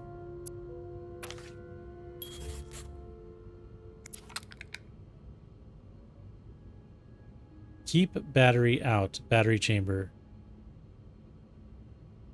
Keep battery out of battery chamber when not in use.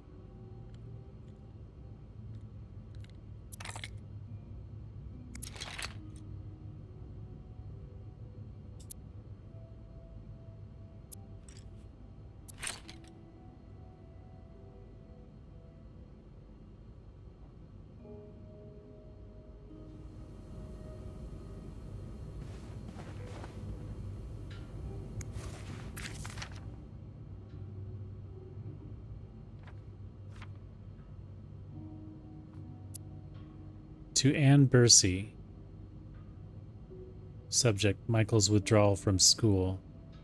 Dear Mrs. Bursey, we have successfully processed your request. Who's Bursey?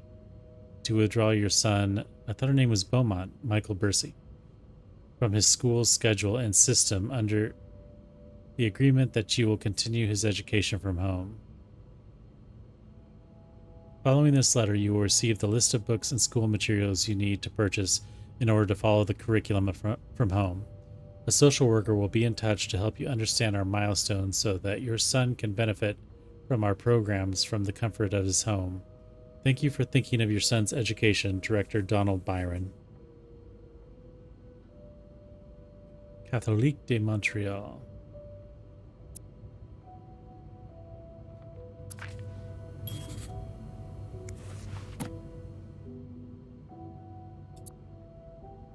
Grammar for everyone, new edition.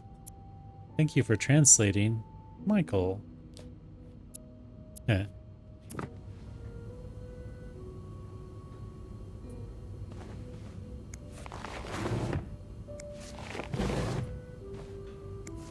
Aha! Keys are Snoop's best friend. What does this key go to?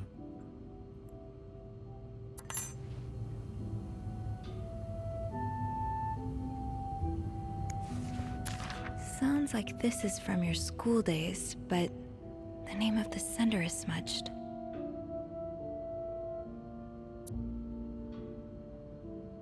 December 26, 1945. Dear Anne, you were right. I miss the snow already. It's so hot right now in Texas. Well, this has got to be Marcella, right? It's quite a shock after the cool weather of Montreal. My family has never seen snow before, and I could not find the words to tell them how beautiful it is. They don't understand what they are missing. I wish I could build my brothers a snowman like the one we built together a few weeks ago. I know it's childish, but I had not had that much fun in years. Christmas was exhausting. 9 days of eating, singing, dancing. It's great fun, but I am glad it's over so I can rest a little. Of course, celebrations will resume for New Year, but it gives me a few days to relax. How are things going with your family? I know you don't get along well, but I hope you are still able to have a good time. I will leave for Montreal on the 8th. I cannot wait to be back. I miss finding black cat hairs all over my clothes. I miss our late night studying sessions at Harry's, the diner. I even miss Sister Miller's classes, if you can believe it. I will see you soon. Warm wishes.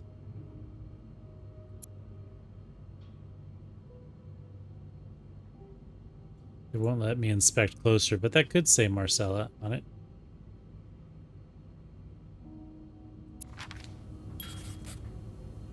Funny how some games really stand the test of time.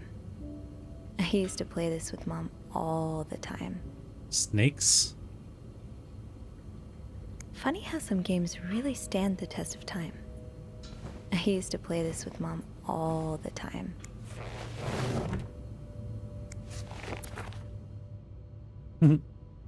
Man, lots of lesbian fiction strewn about. Can she resist the ultimate temptation? Adam or Eve? By Bridget Boswell. A confession of a shocking and forbidden love. Should Rose stay in a marriage that no longer makes her happy or seek refuge in the arms of the woman who truly understands her? She has tasted the forbidden fruit years ago, and now she is all she can think of. But what will her family and society as a whole think of her if she turns to a life of sin? Should she be condemned for even entertaining the thought of leaving her husband, or pitied for having to make such a heartbreaking decision? Bridget Boswell is the prolific author behind novels such as And They Were Roommates, which, what's his name had in his room, Morgan, and The Lonely Girl. Adam or Eve is her 7th novel.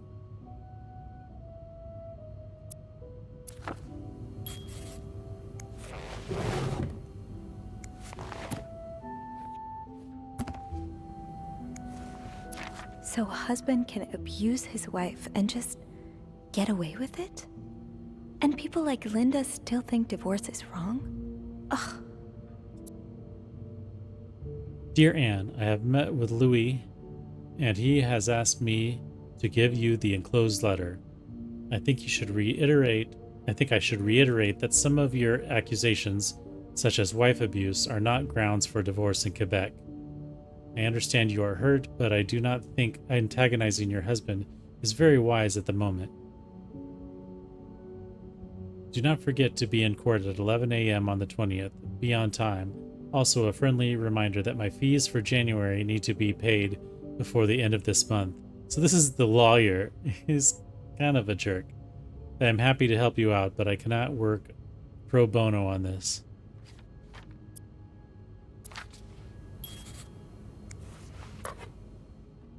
Wonder what's with all the frames with no pictures. Is this a dog collar or? Yeah, Greta.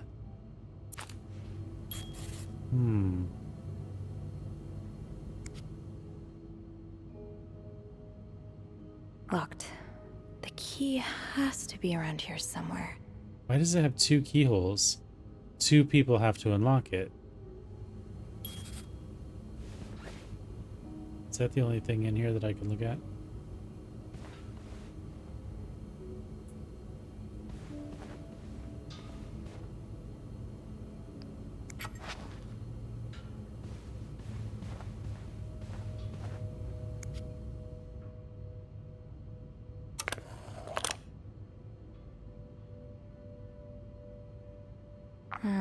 I'll need another key to unlock this.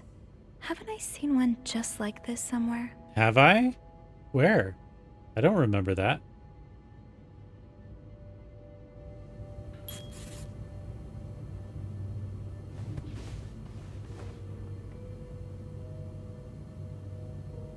Did Morgan have one in his room or something?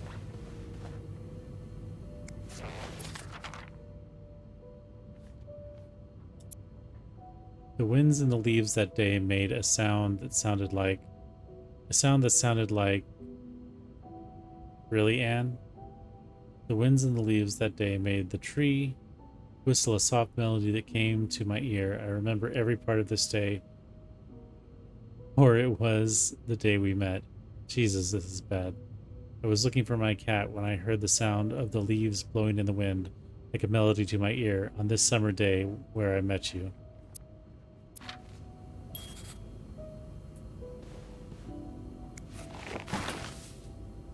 There's something back there.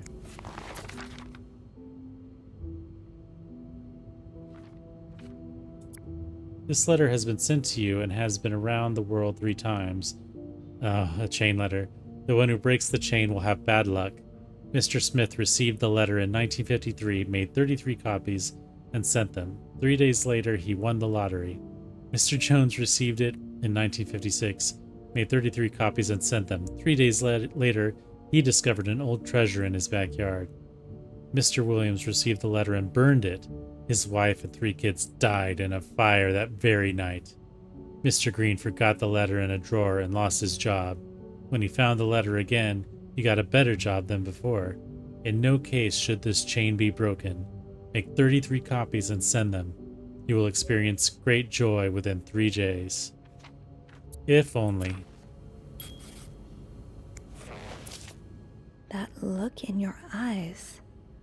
What does it mean? And who is this from? To all the reception staff. From Beth? You don't need to know my name, but you've seen me. I've recognized that look in your eyes when you checked in. You and I don't need to make a fuss out of this. You keep your wits about you, and I'll do the same. Man, there's so many strings in this story. Those few coins in my tip jar were getting pretty lonely. They'll appreciate the company. Aw, that's so sweet.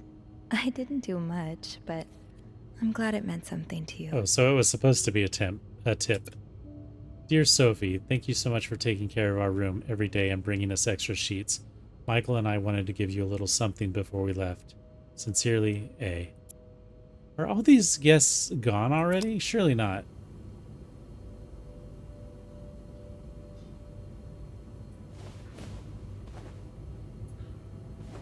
I mean, they left all their stuff, so they can't be gone yet. Where did I see another key like that? I don't remember seeing anything that looked like that.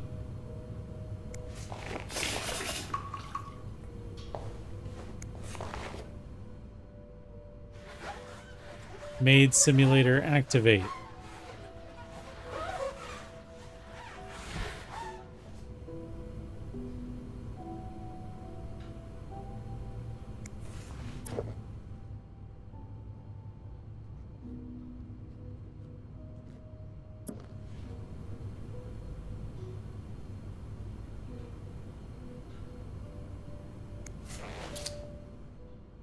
Matchbook?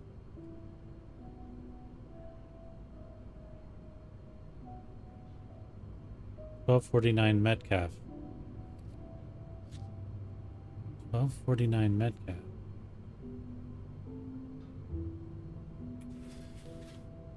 The White Cat Bar and Restaurant. Is that a lesbian bar?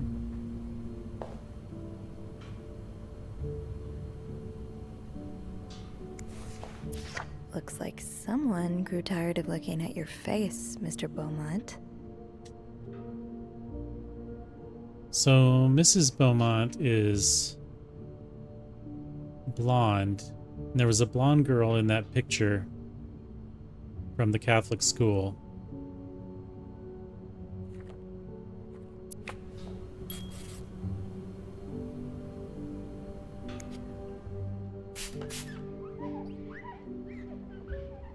I kind of like the music.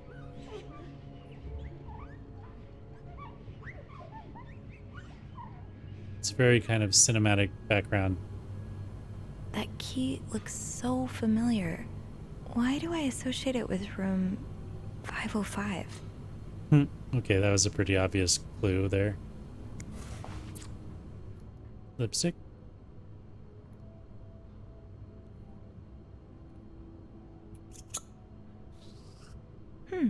A lovely shade of lipstick. Doesn't really seem the same as lipstick on the cups, but I wonder...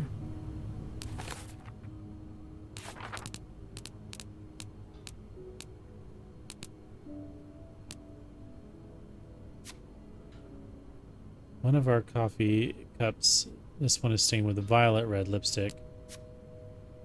Okay, so maybe it was, since that lipstick looked orange, yeah. Tube of red-orange lipstick.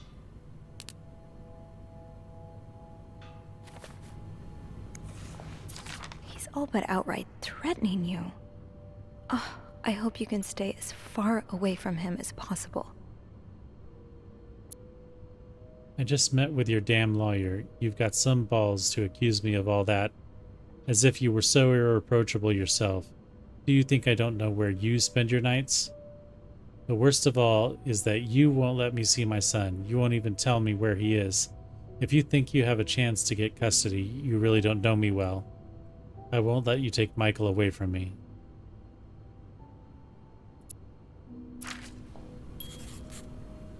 Did I look at this? Oh, yeah.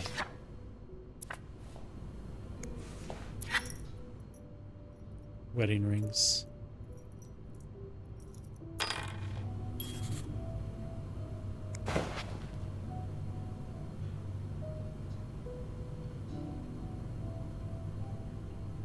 Oh, I left the clean towels on my cart.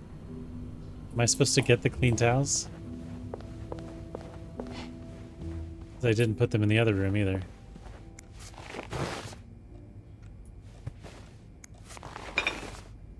I don't see any clean towels, so...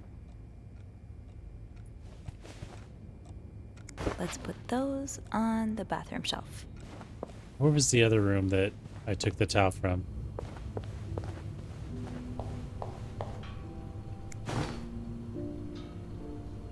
Oh, I left the clean towels on my cart.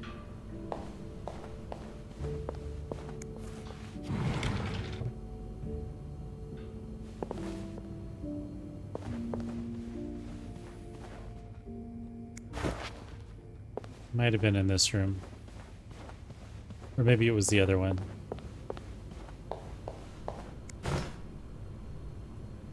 I'll check that other one.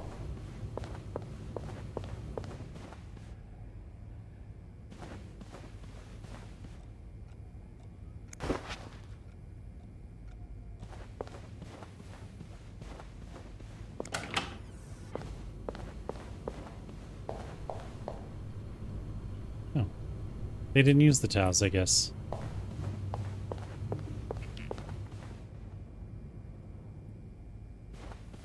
Need to go in here anyway.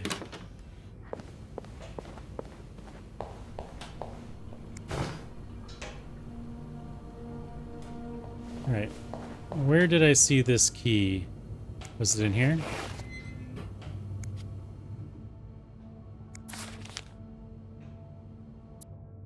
Ah, there you are.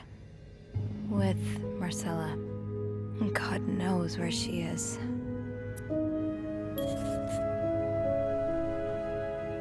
Clarington Hotel reception desk, Beth speaking. Hey, Beth. Bean, I've been meaning to speak with you. Oh, about what? Well, a little birdie told me Mr. Morgan and Mr. Cruz had an argument yesterday evening. Really? Who's your little birdie? Jacques. Apparently it got so heated he had to get involved. And listen to this. It sounds like I was on the right track, 'cause he heard a particular word thrown around quite a lot. Wanna guess what it is? Blackmail? Blackmail? No, that was your theory, remember? It's affair. Affair? Did Jack hear anything else? From what he told me, it seemed like Mr. Cruz was accusing Mr. Morgan of having an affair with his wife. Wouldn't have expected Mrs. Cruz to fall for a man like Morgan, but... She's I guess having the an heart affair, wants but what the heart not with wants. Mr. Morgan, Maybe, I don't think. but that doesn't explain Mrs. Beaumont's involvement with Mrs. Cruz. What do you mean? I found a chest in room 507. I think it can only be opened by turning 2 keys at once. I found one of them in Mrs. Beaumont's things. Oh, and the other one? Well, I remembered seeing a similar key in one of Mr. Morgan's stocking pictures, so I went back to check. Mrs. Cruz wears it as a pendant. It looks identical to Mrs. Beaumont's key. Wait, so Mrs. Beaumont and Mrs. Cruz own identical keys that are both needed to open a mysterious chest? Yeah, there's definitely something going on here.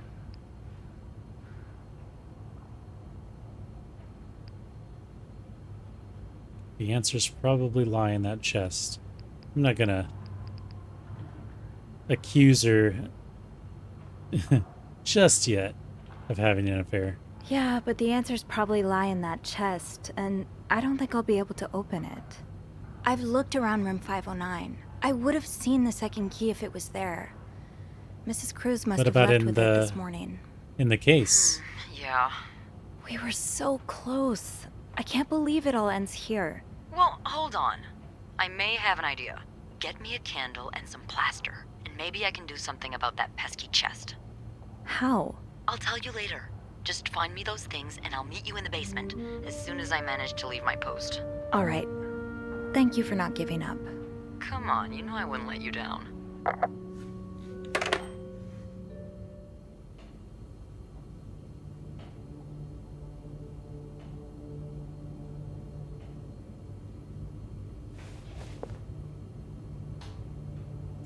want to look at that again. Okay, yeah. There's one more thing I want to check in the other room.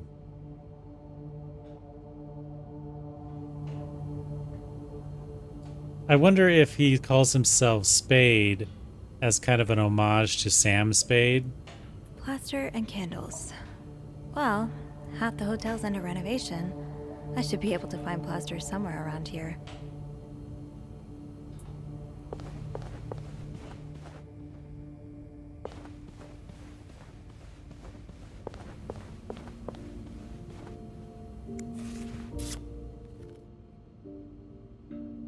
$18.24.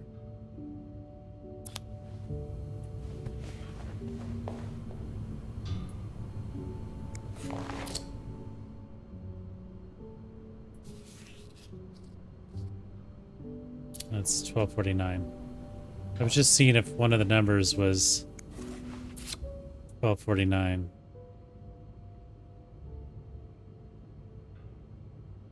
Nope.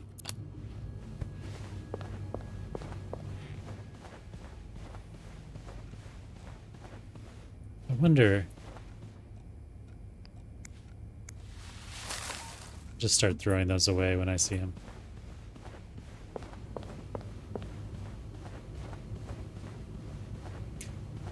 It's pretty convenient that none of the guests are here, I guess. Locked.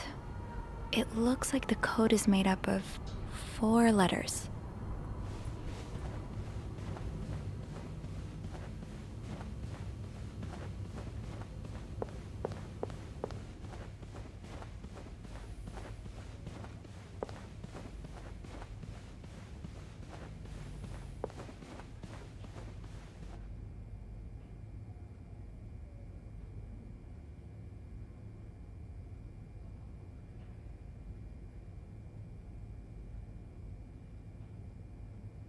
Okay. I think that's gonna be it for tonight. Went over 2 hours. I don't know how much longer. I feel like we're closing in on the mystery, or on solving whatever mystery is going on here. Okay. That was fun. I'm really getting into this, trying to find out what's going on. So I'm looking forward to finishing it up, hopefully soon.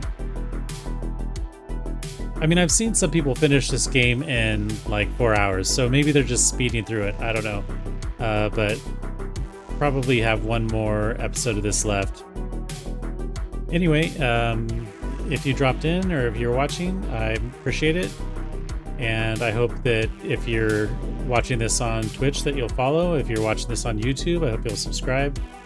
But don't feel you need to. This is just for my own benefit. This is just for my the fun. It's just fun for me. So, yeah, thanks for checking things out, and I'll see you on the next one. Bye.